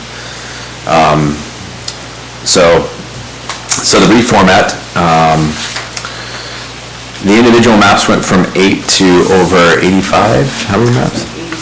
86 maps that Selena made. And then, so what this does is it makes it really nice that you can look at a map, then you can look at, right afterwards, you can be looking at the information on that map. It gives a higher level of looking of detail in that specific area, and it kind of breaks things up into smaller digestible chunks. The city manager's executive assistant is the one who kind of cut and pasted the wording from the document, the new document, and kind of, we moved around because it was difficult to read. And then also to Selena, when I say we, I'm talking about Selena here. So I would say that, and there is on this document too, there is like an atlas at the beginning that's basically clickable, so that way if you're in the document live, you can click on that and it will, when it's finished, does that work now though? Yeah, it does, right? So you can basically, like, if you're looking at that main atlas piece, you can click on one and it will take you to that area in there. And so, but I think that between Selena and Jody, there's easily over 100 hours just into the reformat of the document. And this is an active living document that needs to be living and breathing, and we need to be making changes and updates to it regularly. So, and kind of with this reformat this year, I do want to get this to a solid place, and then just work on continuing to improve it each year. I know that each year we'll probably have some map revisions to make. So for me, it's like we're not looking for like one-time perfection. I want to get this to a really solid place where we feel comfortable with it, and just realizing that there's probably never-ending like changes that we could continue to make on that. And there's some obvious proposed revisions, like a new leasee, and then there's other pieces. We have received some citizen comments that are very valuable and helpful. Ms. Griswold is very good at editing documents. We used her at the chamber as well for doing those things, and so we appreciate her time and her input in that. So, we'd like to work on this kind of the remainder of today and next work session, and just go from there. I think that's great. First off, Carol, I'd like to really thank you for that, because I took every one of your editorial things and put it on the thing by the PDF to make sure, so in case anybody needs to know what needs to be updated, I think we should for one, take all of her editorial comments and, and make sure we incorporate that into it, because you always have to have a good editor that's got a good eye for things like this, and you've got a real talent there. So that would be great. And so I've, just to, instead of going page by page right now on certain things, although, and Carol's brought up a lot of stuff with this stuff, I've highlighted all of these things, and a lot of this is the editorial stuff. Some of the bigger things, and maybe we can discuss some of the other ones later that I may have missed, but I guess what I can do is I could just you know, I don't know, Jason, I don't know if you wanted to go through page by page, that would be probably a bit laborious at this time. I don't know if that's something that you had anticipated or wanted to do or not. I brought up big bullet points that I had looked at, and other folks may have different ones as well that, you know, because I remember the old plan, and I know the new plan. The old plan was, you know, approved by not the council, but by the planning and zoning back in August of last year, and there's things on there. And when I went to the back of this, you know, some of that was all cut off, but you can still see the recommendation mostly of it. So that wasn't too big of a thing there. And I really, really do like the realignment that you've done, because it was significantly challenging to read this thing and just try to flip over to find the corresponding map and the rest. Having it, you know, the map and then the narrative for that right in the same place is just invaluable. You know exactly what you're trying to do, so that is pretty good. But, you know, trying to find the best way to specifically start on some of these, I think that what I would like to do is, I think a lot of the editorial comments that are like grammatical, those things I don't think we need to go through in discussion, but if there's, I would actually like to, if you guys have things that you'd like to discuss too, those are things that we're probably going to spend the most on first. I'd rather be tackling this in larger blocks. Right. And the fact that we are going to be discussing this next time as well, we can continue those conversations and kind of strategize where we're at the end of this work session, and then kind of have a strategy where we can make a lot of those grammatical changes between now and then. yeah, that'd be fun for later, yeah. And then be able to kind of have a strategy of going over what the remainder is at that point. That'd be good, because what I did was, on this, I went and pulled up the other one, you know, that we approved back last year, last August, and compared to this one. And I checked to see if the recommendations essentially were the same across the board. And I have found ones that aren't, and I'm just trying to figure out, one, is this because it's a living document, or is, if we've approved this, is there a recommendation, and why are we recommending some of the changes that we approved last year? So that's the only thing I'd like to discuss. And there probably are going to be a few differences. Administration, the assistant city manager went through and kind of put some thoughts in there as well for things to consider. So that's why probably there's a little bit. Yeah, those are the blue lettering and stuff like this. So I didn't want to just, you know, because it was a little bit, when I was, besides taking forever to download it, because it would take a little while to get that thing going. But I just wanted to be sure that in my brain that I knew exactly where we were going with what, because they did spend a lot of time last year with the several work sessions that we had, and I want to be sure that we're on the same page, and we're still focusing on the same direction that we wanted. I mean, although the council never had approved it yet, but I want to be sure that we are departing from, and if we're changing it, why we're changing it. Okay. So, then what I'd like to do is, you know, our other two commissioners here weren't here for that. Did you have any thoughts or ideas at this point? I hate to just, you know, start talking and keep talking. You know, I know it's like drinking from a fire hose. Yeah. And trying to understand what you're up against, but, but Nathaniel, you've been here. It was tedious. Yup. And I was here only for a short time. You've been on this stuff, doing this a lot longer than I have, so, yeah. Yeah. Well, if you want to go through your things, I have just a couple to talk about, but if you want to touch on yours. Yeah, and I don't have, for the couple of these, I forgot to write down the actual page, but just I'll do the topical area. Like for the hospital, you know, itself, the hospital itself, the old recommendation was to retain it. The new recommendation is to sell it. And I'd like to know the background for the change on that. I don't know it, yeah. So I think the thought from administration is that they are having talks at some point in time about like the property that the hospital is on. Why does the city need to own this? Or should the hospital own that or purchase that from us, and so they can continue. What we found too is, I know it's not just with that property, but there's other properties as well, that when the city owns the property, it makes it so it's very hard for them to get grants. If they own their own property for like capital improvements, then it makes it very accessible for them to do that. But when we own the lease, it makes it so it's somewhat stifling unless we are co-applicants on the grant. And that's not also something that we want to get into either, because if it's default, then the city is then held liable. And so I know that those are a lot of discussions around We have issues about bond payments and a variety of other things too, and I mean, is that Right. a good time now to consider selling that with all that activity going on? And so, but it is something that, and also too, like, this can be, because we're saying it's current use, but also possible future use. And so I think, like, in that type of situation, you could say, consider selling under the correct conditions or those types of things in the future. Once things, obligations and bonds and things like Correct. this were all completed and taken care of, because as soon as it just says sell, I'm thinking, Right. because we never had an opportunity to discuss that one Right. way or another. Right. It didn't come across our desk as commissioners, so and I don't know if that's something that's our world necessarily to comment. If I figure if it's a land use plan, we at least have some Yes. input to it, and Yes. then the council would decide one way or another. Correct, yeah. Okay. Yep. But I do think that is an important thing, like selling when they have their bond Yeah, payments and all that because there's kind a of lot of stuff. finances that are associated with that, and there's, with the 1%, from, I think, sales tax and a variety of other things that going toward that. It's a lot of number stuff that I'm not super familiar with, but I've been working toward understanding it, so I just don't want to say, okay, we're going to sell it, but then we Right. have all this residual financial stuff. Yep. Okay.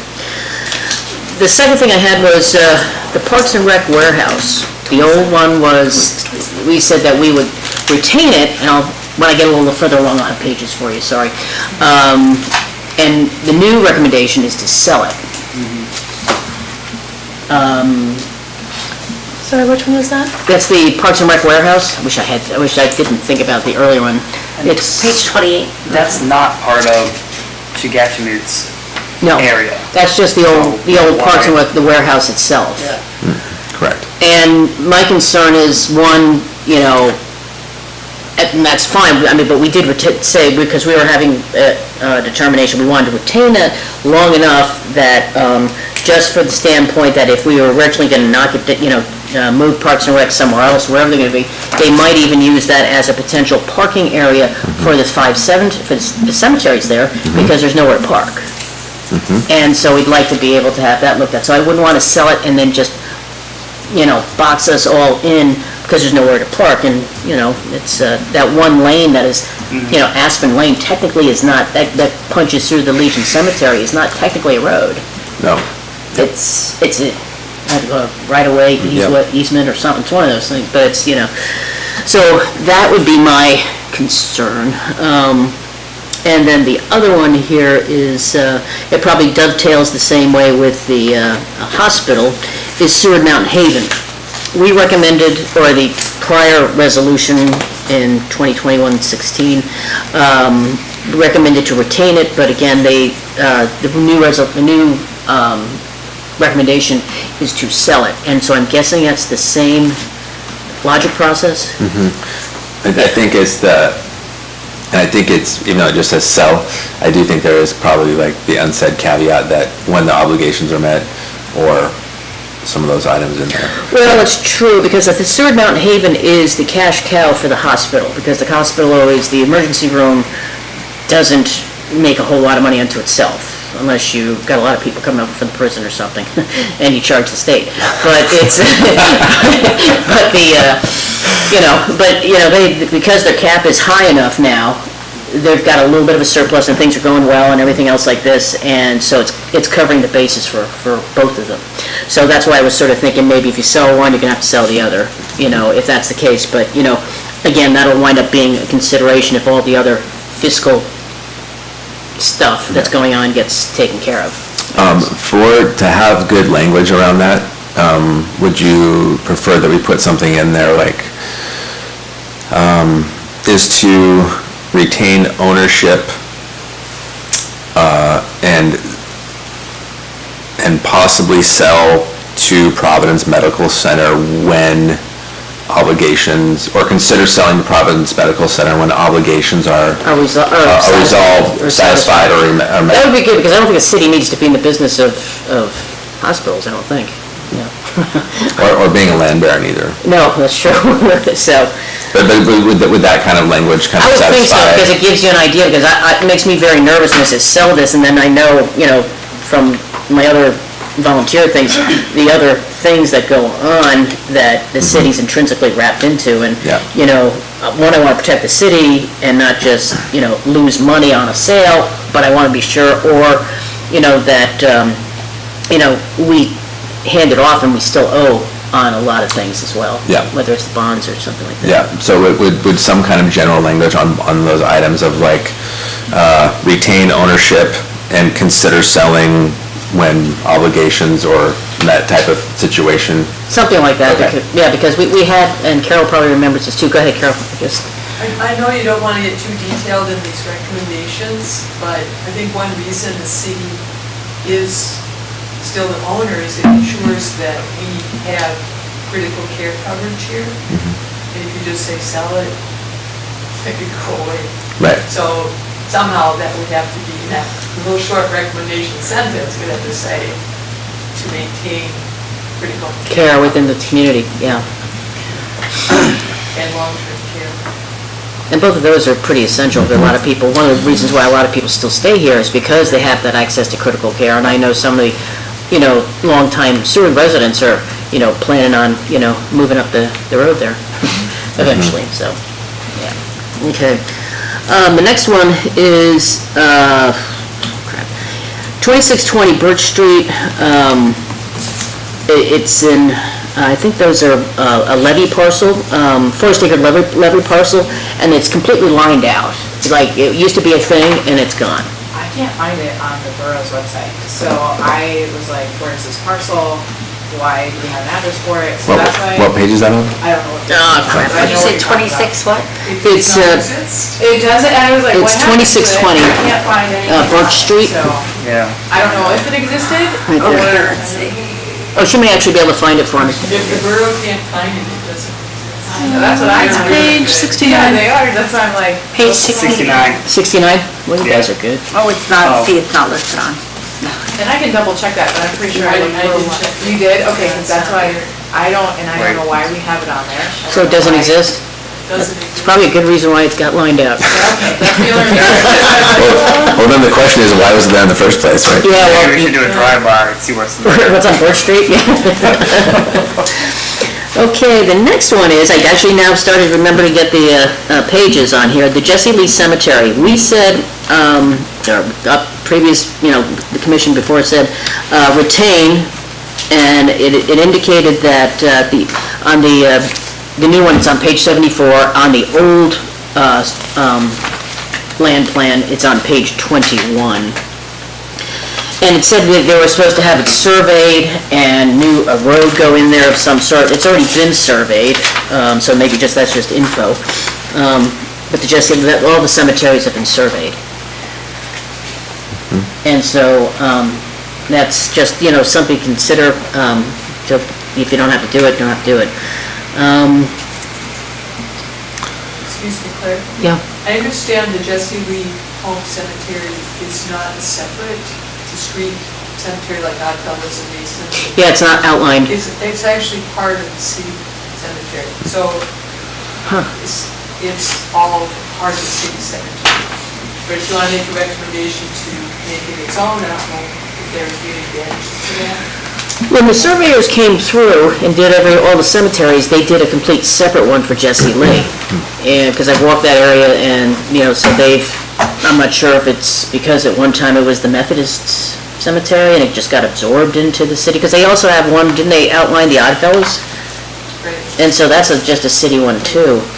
I mean, it doesn't make a difference to me, you know, one way or another, I guess, but it's sort of nice to put some, maybe, if they're gonna do anything, especially if they're gonna have that memorial, or not memorial, they can have what are they gonna put in the Jesse Lee Cemetery, the, A monument. monument or something, they're gonna have, you know, an arbor of some Yeah, sort an put arbor. down there, it's, Oh, it's the, yeah, yeah, I that, can't remember what it's called. It had yeah, a, so, but I think that's what Replacing people were trying to do plaques. there. Oh, yeah. yeah. Yep.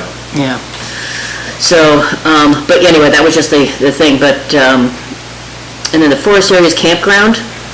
Previously, we said that, and that's page 79 on the new one, and the 23 on the old one, the old plans. We said, it was said continuous campground and park, but the city or now it's recommended to say sell. I believe we, at one point, at this point in time, we have voted it down under two meetings that we had.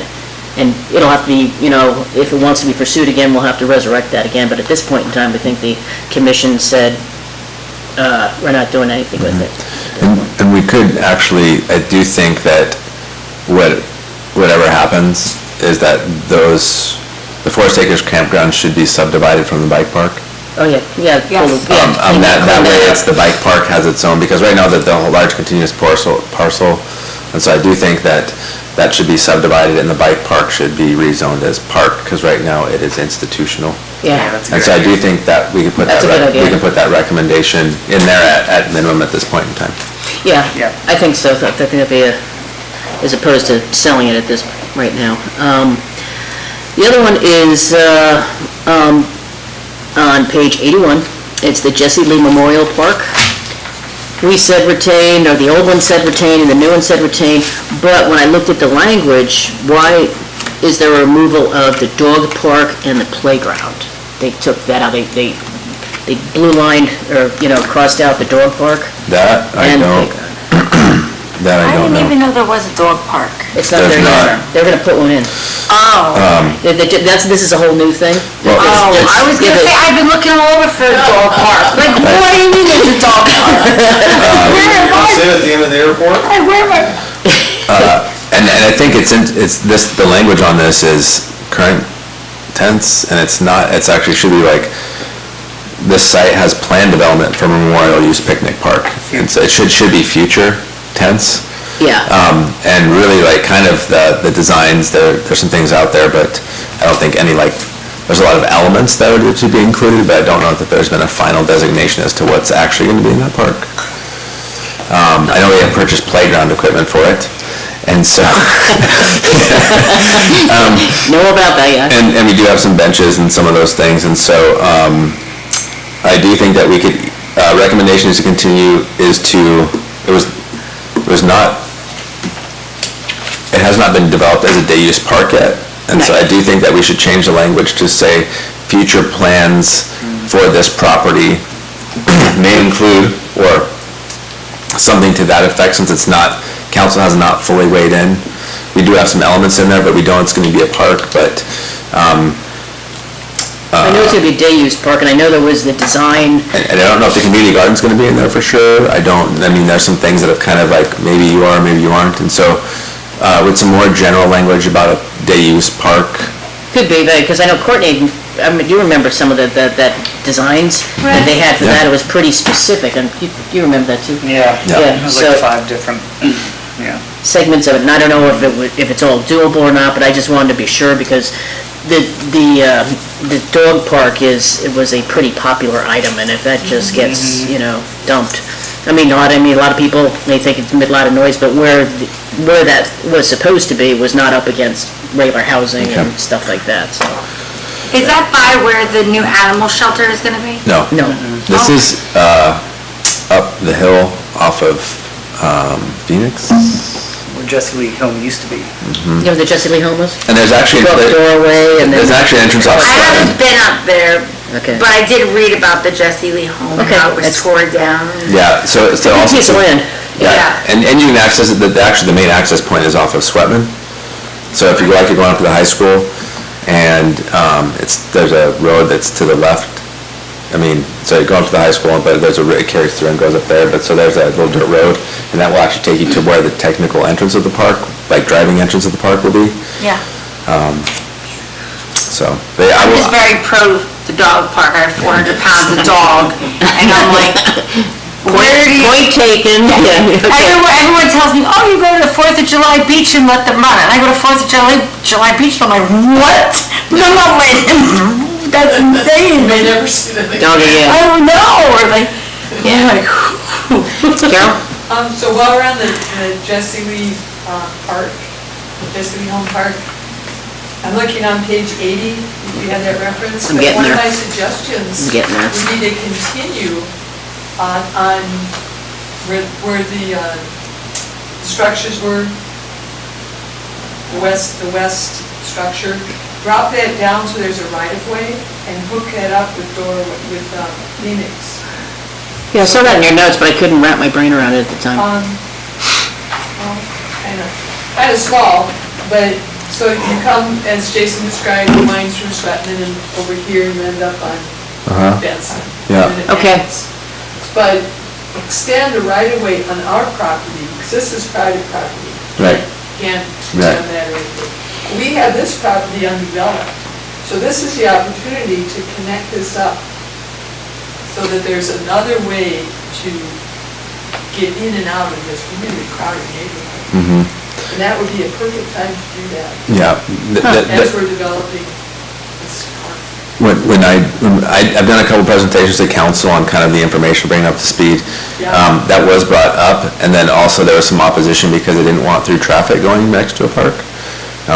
And so there was, I don't know, there was never a decision made around that, but that was discussed about.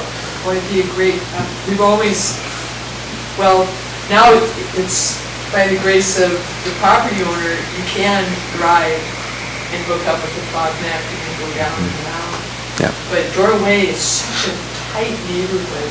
It's bottlenecked. And if there's an emergency, you need more ways to get in and out. But just like, hey, you want to go to school? And she was like, right there, but you have to trespass on that property. So it created a lot of, we never should have sold that property, but we did. And now, things are changing, but we do now have this undeveloped property where the Jesse Lee home was, and there's space on that north boundary to make it a road. That's definitely an option on that stuff, And yeah. as far as through traffic, you put a fence around it, little parking lot. It can be very safe. Absolutely. Okay. Next thing is the Waterfront Park that I found as a big bullet item was, that's page 94, and it's page 27 of the old plan.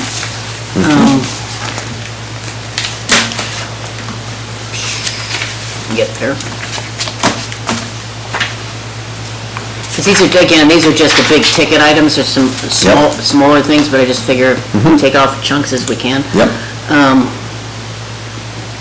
I can get there.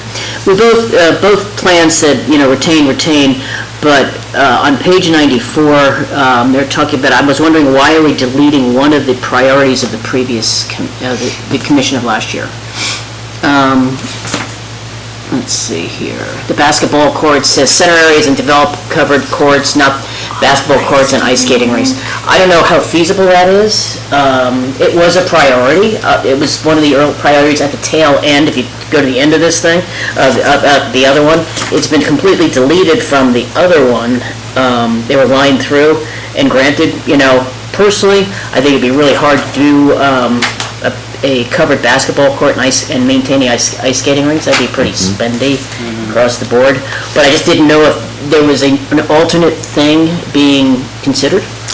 That I can't speak to. The only thing I can think about, at least for the basketball court, is that since then, we've had that new basketball court put in and resurfaced down there at...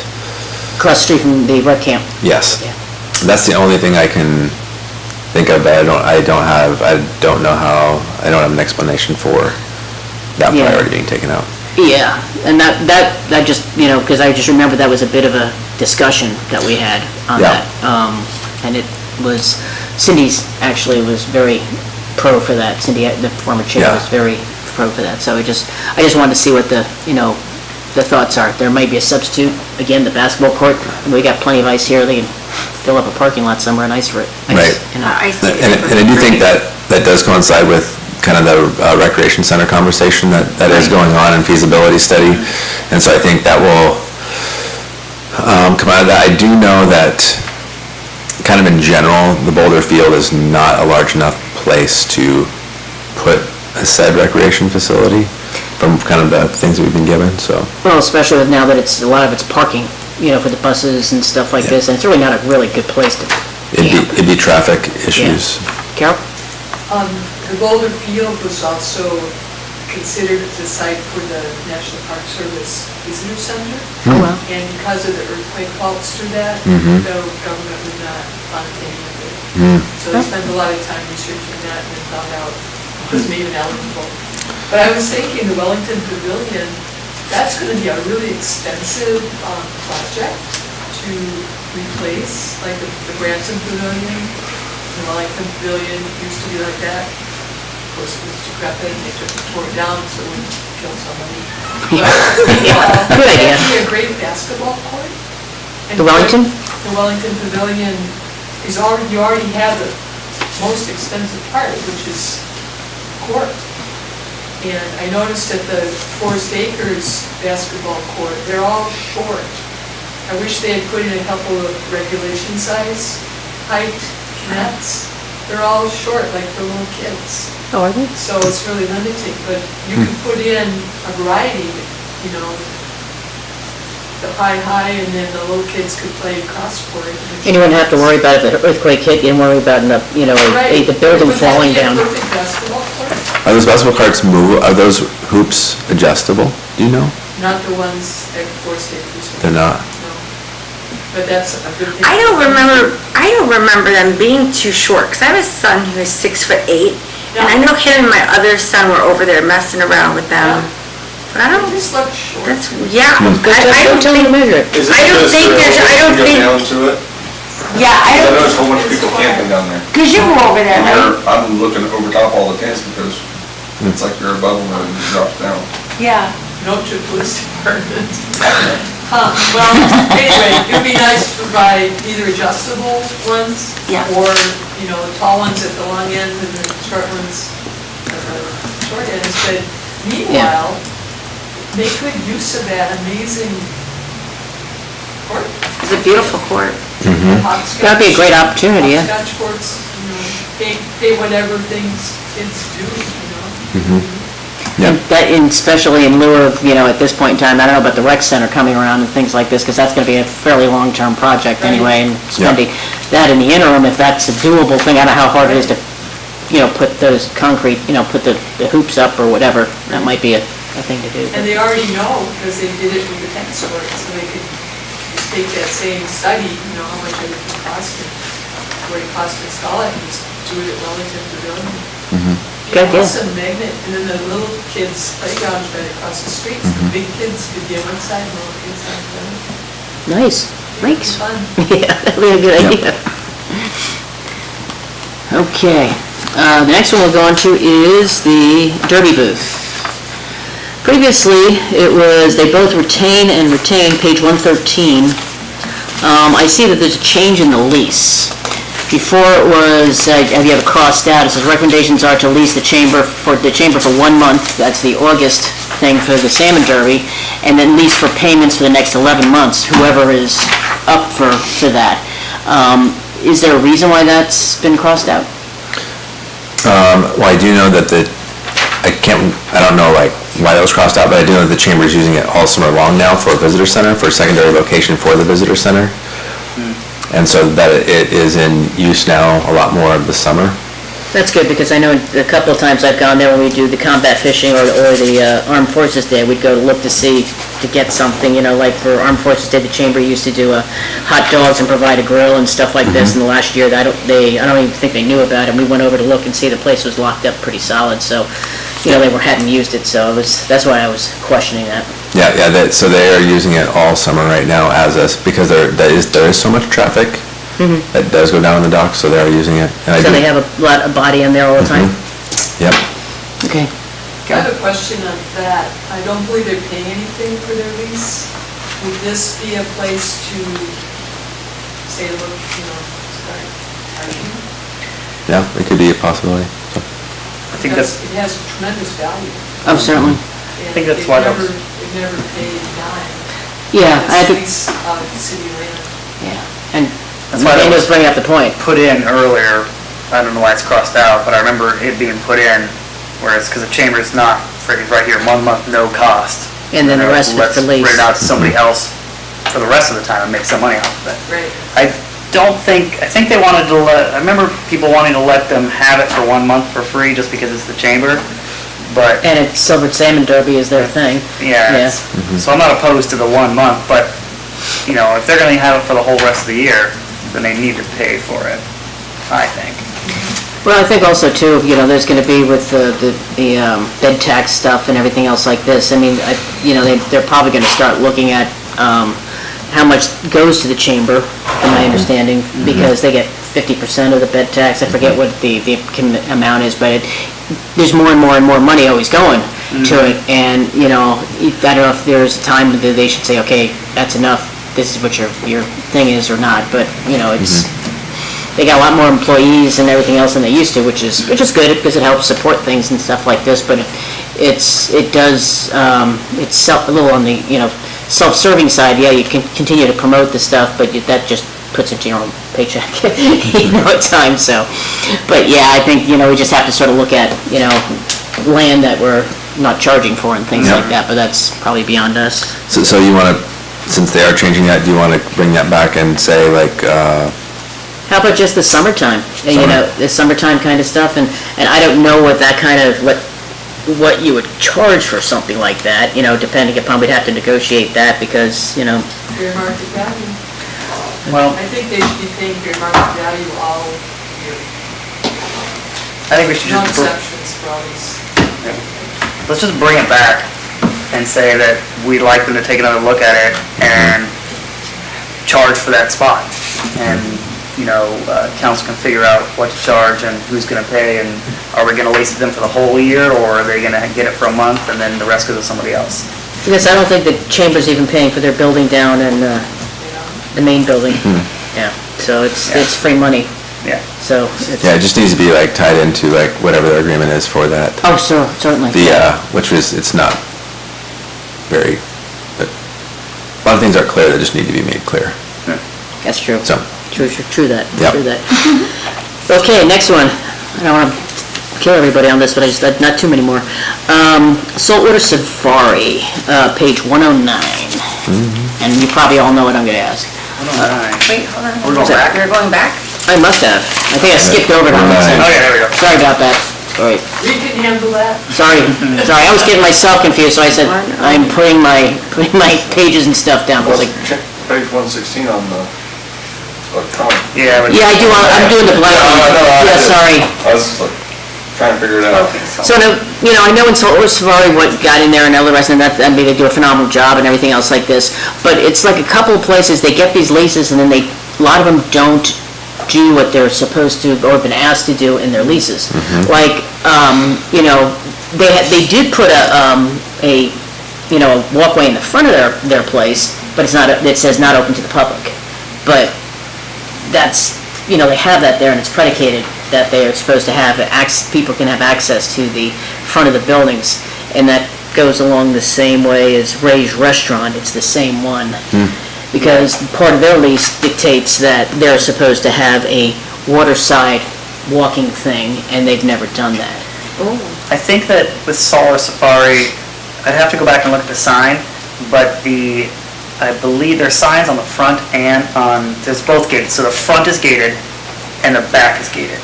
The back has swinging gates, and I believe that it says something about through traffic on the back, but the front, I believe, says only customers.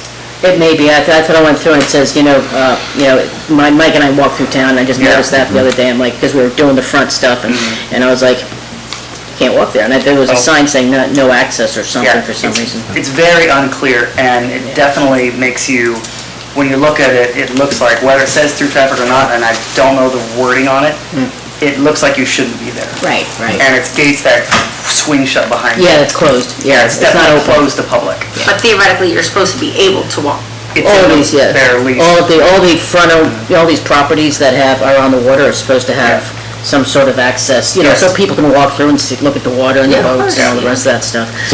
so do you want me to also put kind of a follow-up item Yes, on please. Ray's as well? Yes, please, if Yeah. you would, yeah. I'd like to see the Saltwater Safari front, because I know there's chairs out there too for if I remember, if I saw, it'd be nice for tourists to walk that entire front Yeah, all the way. that 'cause was if you the walk- intent. Nice, Yes, if yeah. you walk in front of there, you can look over at the boat ramp and watch boats and whatnot, and right now it's basically closed off. Like you wanna buy a boat and pay more money to the city. I have a question on this as well, Claire. Uh-huh. What happens, Jason, when has no extensions on the lease? So 2034 is actually coming up pretty soon, and it says there's no lease options to extend, no extension options. So what happens? That's I think they just have to renegotiate Okay, at that time for a new lease. Okay. Whereas if you get the extensions, it allows you to have basically your current terms if nothing has changed. okay, that makes sense. Yeah, so I mean, I think it's always, every 5 years, all city lands are reassessed, and that's what they pay off of. So that is always in continuation, but then if they can, I'm sure there's other details in there that just, they have the options of continuation of the current terms. But then, so basically he will have to renegotiate at that point in time. Yeah, yeah. Yeah, on that same point to some extent, why is there such a variable lease options for people, on some of these? Because some of these are 100 years, they're like 99 years, and some are like 12 years and 2 extensions, 5-year extensions. How did that happen? I think you could probably, there's some administrative history there. Like spots and other It's all things. about who you know. Yeah. But I do know that we have certain ones that are maybe viewed a little bit differently, where if you have something that's providing certain public, versus like if you have a private business that's leasing city property versus something that's providing community benefit, like a hospital, or maybe like a nonprofit, or, so anyway, or else like a like state institution, like UAF or something like that. I think that some of those, looking at the types of entities that some of those are, Right. would provide, like, we do have some different ways that you can lease that property depending, but yeah, some of them I could probably only explain as whoever was captaining the ship at that time, or whoever was in control of the lease at that point in time. Yeah. It just seemed, when I was going through these and starting to look at them, like, it just seemed a little bit. Yeah, there's a lot of inconsistencies there. A lot of flexibility. So, okay, next one is page 121, the new, and the old and the new plans do the same thing. It's added the eventual Parks and Rec building there. And I guess I don't have really much to say about that per se. I think I was just trying to clarify. Is that obviously contingent upon the Coast Guard getting the north thing stuck over by JAG and moving everything, their whole operation over there? Yes. Okay. Yeah, so, the plan is that when they've replatted that, and then they'll move their operations over there, and so when they move that, then Parks and Rec will take over that current facility, Right. and then Coast Guard will be on that side. Is that gonna be like an active Coast Guard station? Yeah, so we have an active Coast Guard station now. It is located in that building, and most of the people are down on the boat. Okay. But we're getting, I forget the name of it. We're getting Mustang is the Mustang's one here now, the fast response car that we are getting. I can't remember the name of that. Yeah, I don't But we know. are getting one that I think that they will have.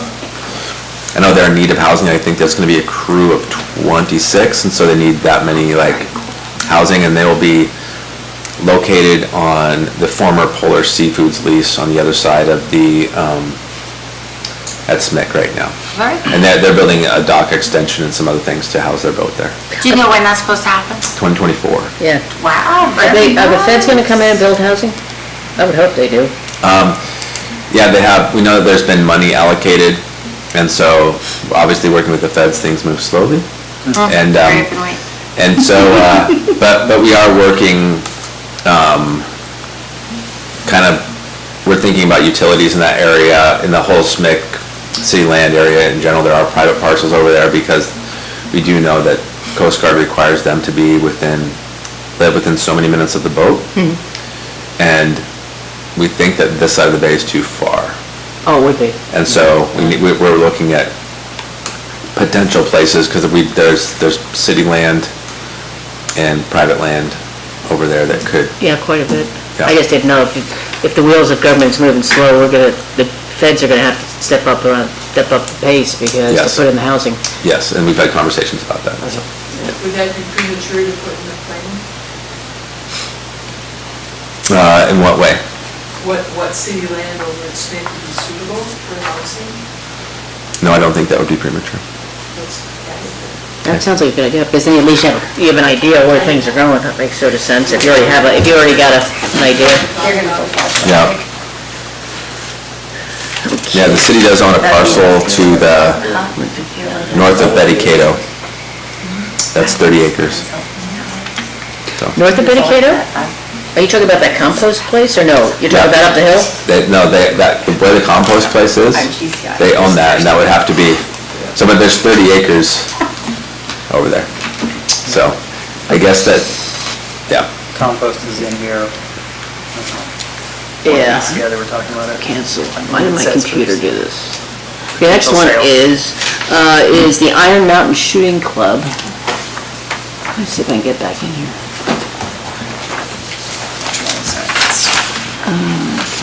Won't let me in. Both of my computers just sort of died. I'll have to reload this. Basically, my question on that was the clarification on what they, between the two, if I can hopefully call this up again. It's on page 159? Yeah, black 159, yeah, not blue. 159? Yeah. And they have the same recommendations, they both want to retain it, but my question was, because a lot of people do have some challenges with that, just the access to the rifle range, or to, the gun range there, and just, let me get to there again.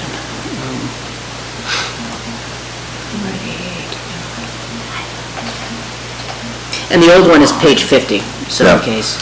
It says recommendations are to continue agreement with borough and make it more accessible to the public. Right, the old one. And then the administration said require additional requirements from the leasee and additional access. That was their kind of recommendation, so that way it does provide better access, and also, I think conversations of more It's got to be. more amenities on the facility itself. And it may be, and that may be true, but it seems like, which is a lot, for lack of a better term, it seems like it's being run as a private gun club, and it's a public piece of land.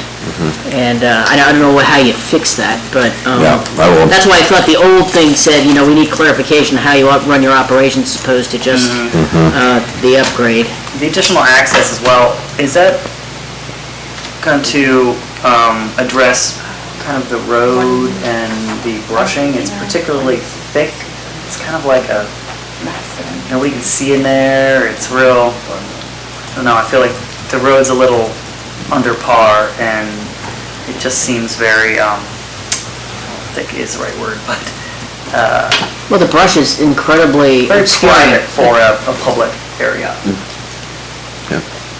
I think it obscures, most gun ranges that I've been to, it's very visible. You can see Yeah. who's where and everything else like Exactly. this. So nobody, so you know who's shooting and where and how, and that, somebody drives along and you don't see anything, you hear gunshots. Somebody doesn't know that there's a shooting range, that might freak out or have some, challenges. So you need to make it very obvious what's going on there, so you Yeah.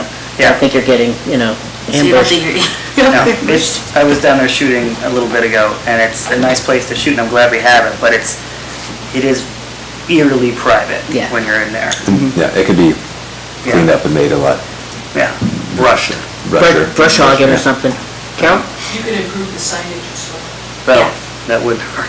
Yeah, because you don't know, all you know is a gate with a lock on it, really, and a little sign all the way in the back there. Yeah. Okay, I'll move on to the next one, is the former Air Force Rec Camp, page 164, and new and 50 old.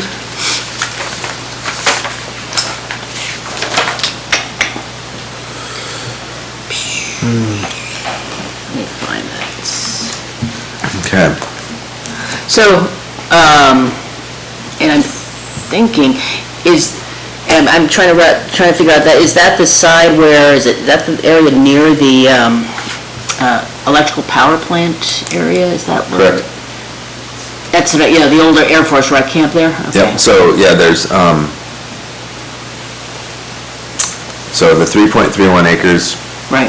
has been sold to Chugachmute. We knew about that one. And yeah. then we have that, and if you go, there's a power line easement right away, Right down the center. right down the center. And to the... Electrical department. Yeah, so that goes to electrical department, but there's a road there now, right away, and then to the north, there's a parcel there that will be subdivided once, the city can't subdivide, like, to do the rest of the parcel until Chugachmute's replat is finished, which is taking a long time. But the plan is to subdivide that into 2 parcels, with the right-of-way power line easement in the middle. Right, that makes sense, yeah. Yep, and I know that city council is currently discussing the southernmost parcel, I believe, as a possibility for a location for the Public Works building. Okay, I knew that, because I saw you crossed out Public Works building on there, so I just wasn't quite sure, because that's Yeah, what was recommended. I think that was when some of the stuff was changed, was months ago, and things have changed since then. So, Yeah, because I know also too, the Public Works building, they were also thinking about where the snow dump is at one point. Yep. And because if they dump the snow somewhere else, I think down on the other side of Dick Graff Road, a lot of those places in Forest Acres probably wouldn't be as flooded. But, No. yeah, so, Okay. Claire, what was your question on 164? the Air Force Rec Camp. Okay. Yeah, that was that one. Yeah, and I was just, because originally we said retain, or the old one said retain, and the new one says sell. And so I just wanted to be sure. Yep. Carol? I have a question on the map on page 163. I don't see in the legend what this dotted line is. So the power line, Okay. these ones? The legend is the proposed Chugachmute property line. This is? Yes. Okay. So everything to the south of that is and then, That's what we're calling the vacant lot? no, this is what we're calling the Chugachmute lot. The That- 3.3 that- acres. So, yeah, so this right here that's the parcel that's being purchased by Chugachmute. Then we have kind of where that water line is that goes across here. That's roughly the middle of that, I think it's 100-foot power line easement and right away through there. Right. And then we have the lot so there'll be a separate lot to the north and a separate lot to the south right here. It would be really helpful to include that 100-foot power line easement, because a lot of people are saying, oh, that'd be a great place to put resident, and then every time someone has to say, well, that is a massive power line easement. Right, and it's not, It'd be nice to- it doesn't exist right now. Oh, does it? No. Oh, okay. So, That's why it's not- so that's why it's really difficult, we're like, Sure. we can't do anything because there's a power line easement there that we will have to place when we replat the remaining parcels Okay. to do that. But yeah, it's very difficult because it does not exist right now. It's a big wide road, though. And there's actually wells in there that have to be abandoned also. But those items should be on here because that's part of the plan.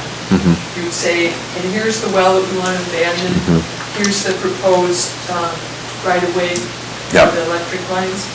That, just because it doesn't exist yet, doesn't mean you can't put it on the map Yep. as future recommendations. Yep.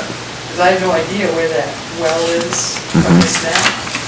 But you don't know where the easement is gonna be, do you? 100-foot. Yeah, it's Yeah, it's 100 gonna be 100 foot, but do you know where? Yeah, it's 100 foot, it's basically going to be centered on this road right here, on that Yeah, the blue road that that's blue going like where it's water line that bisecting, goes right? across. Okay. It's basically like that, there's a road right there, and so if you take the center of that road, it's going to be like 50 feet on each side. Well, you can see the power lines, I don't know if they run directly over the center of the road, but they're pretty close, but there's a 100-foot easement that will be there. So, It'd be really helpful to add. And then when that plan gets done, of course, it should be updated. yeah. But for planning purposes, it's really important to know those things that are impediments. So, I can move on to the next one, just two more, I promise. Okay, so. This is actually really, all this is really good. Yeah. Okay, This good. is very helpful. It was driving me crazy when I couldn't figure out what I was 5 doing. minutes left on this one. Stop it. Oh, we have, All right, yeah, we got a few minutes, all right, I'm gonna we have a whole nother session I'm later. gonna call him Mulligan, okay. So vacant lands, what is the reason, I said, what is the reason for all the cross-outs on page 180? Black resident, you know, Jellison, Olga, is there block 3? I mean, you might be able to tell me that. Yeah, they're all crossed out, I just didn't see. I think they might have been, I think they have, was that on which page is it? Black 180. So it's not, yeah. I think I was trying to do my best to update, like, new leases compared to old leases and what they, because I didn't know what was going on over at SNCC. I had to ask Norm, and a lot of the leases have been updated, so Okay. I think, And there may be something parked in there, it's not really a vacant land anymore, that stuff's just somewhere else. yeah, so, It's owned, or somebody's working on it. Yeah. Or doing something, that's probably what it is. Yeah, they were just moved, I think they were, yeah, because there was a lot of, in the last like year and a half, there was a lot of like moving around. And there were some people that were evicted and, lands that were released. A lot of boats are gone. Released. Yeah, and so I think that there was, so I think it just changed that they went from map 84 as lands available, and there's very few lands available now over there. Okay, good.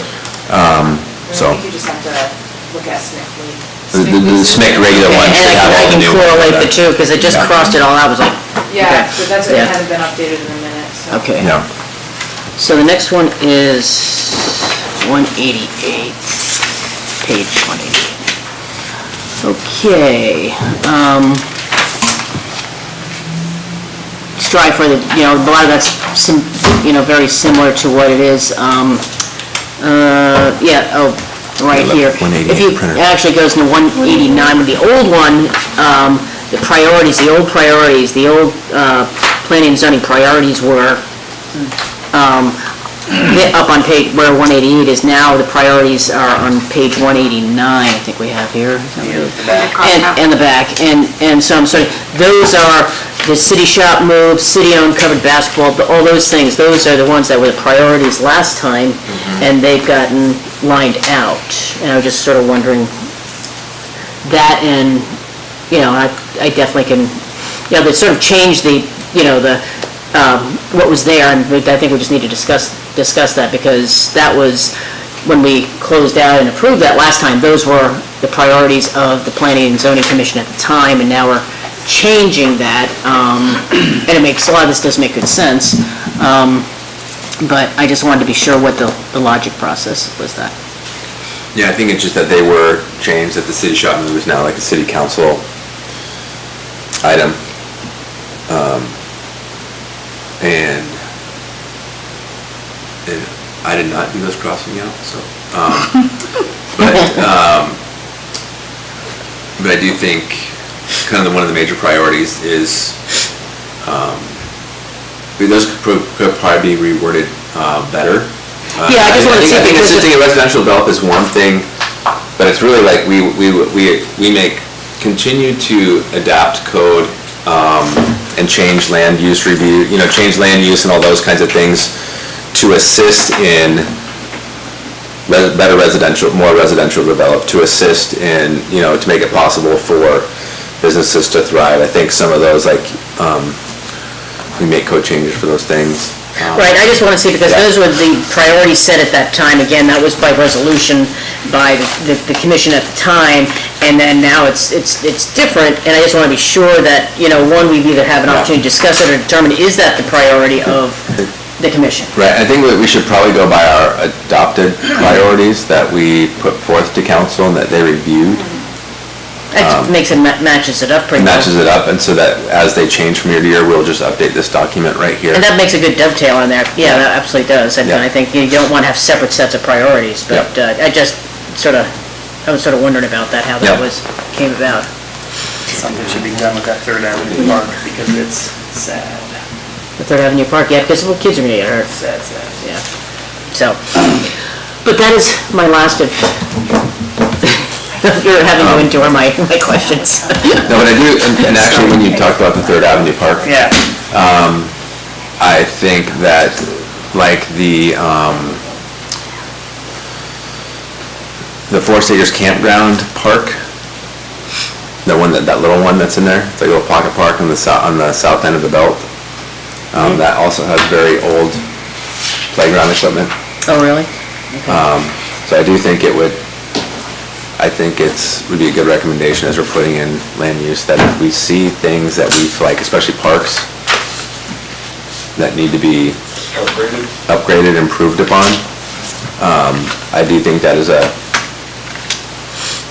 would be really good to put Sure. in this document. Okay. But isn't that also, what's in the Parks and Rec do? That's their parks and that's their recreation, so they look at it and see if equipment's broke, they buy new stuff? Well, but I think if it's broken, they can fix it, but I think it's one of those things that planning and zoning, through this document, can also make recommendations. Ultimately, like that kind of thing, I believe will come back around through, like, Parks and Rec, it would be like a capital improvement project. Right. Type of thing, but at least if you did go ahead and put that in here, then city council will say, well, because it is city land, is planning and zoning weighed in on it? And that way, I think it's just kind of a good supporting piece, that we have, that the planning and zoning is looking over this document and saying, hey, this is a recommendation, and that way,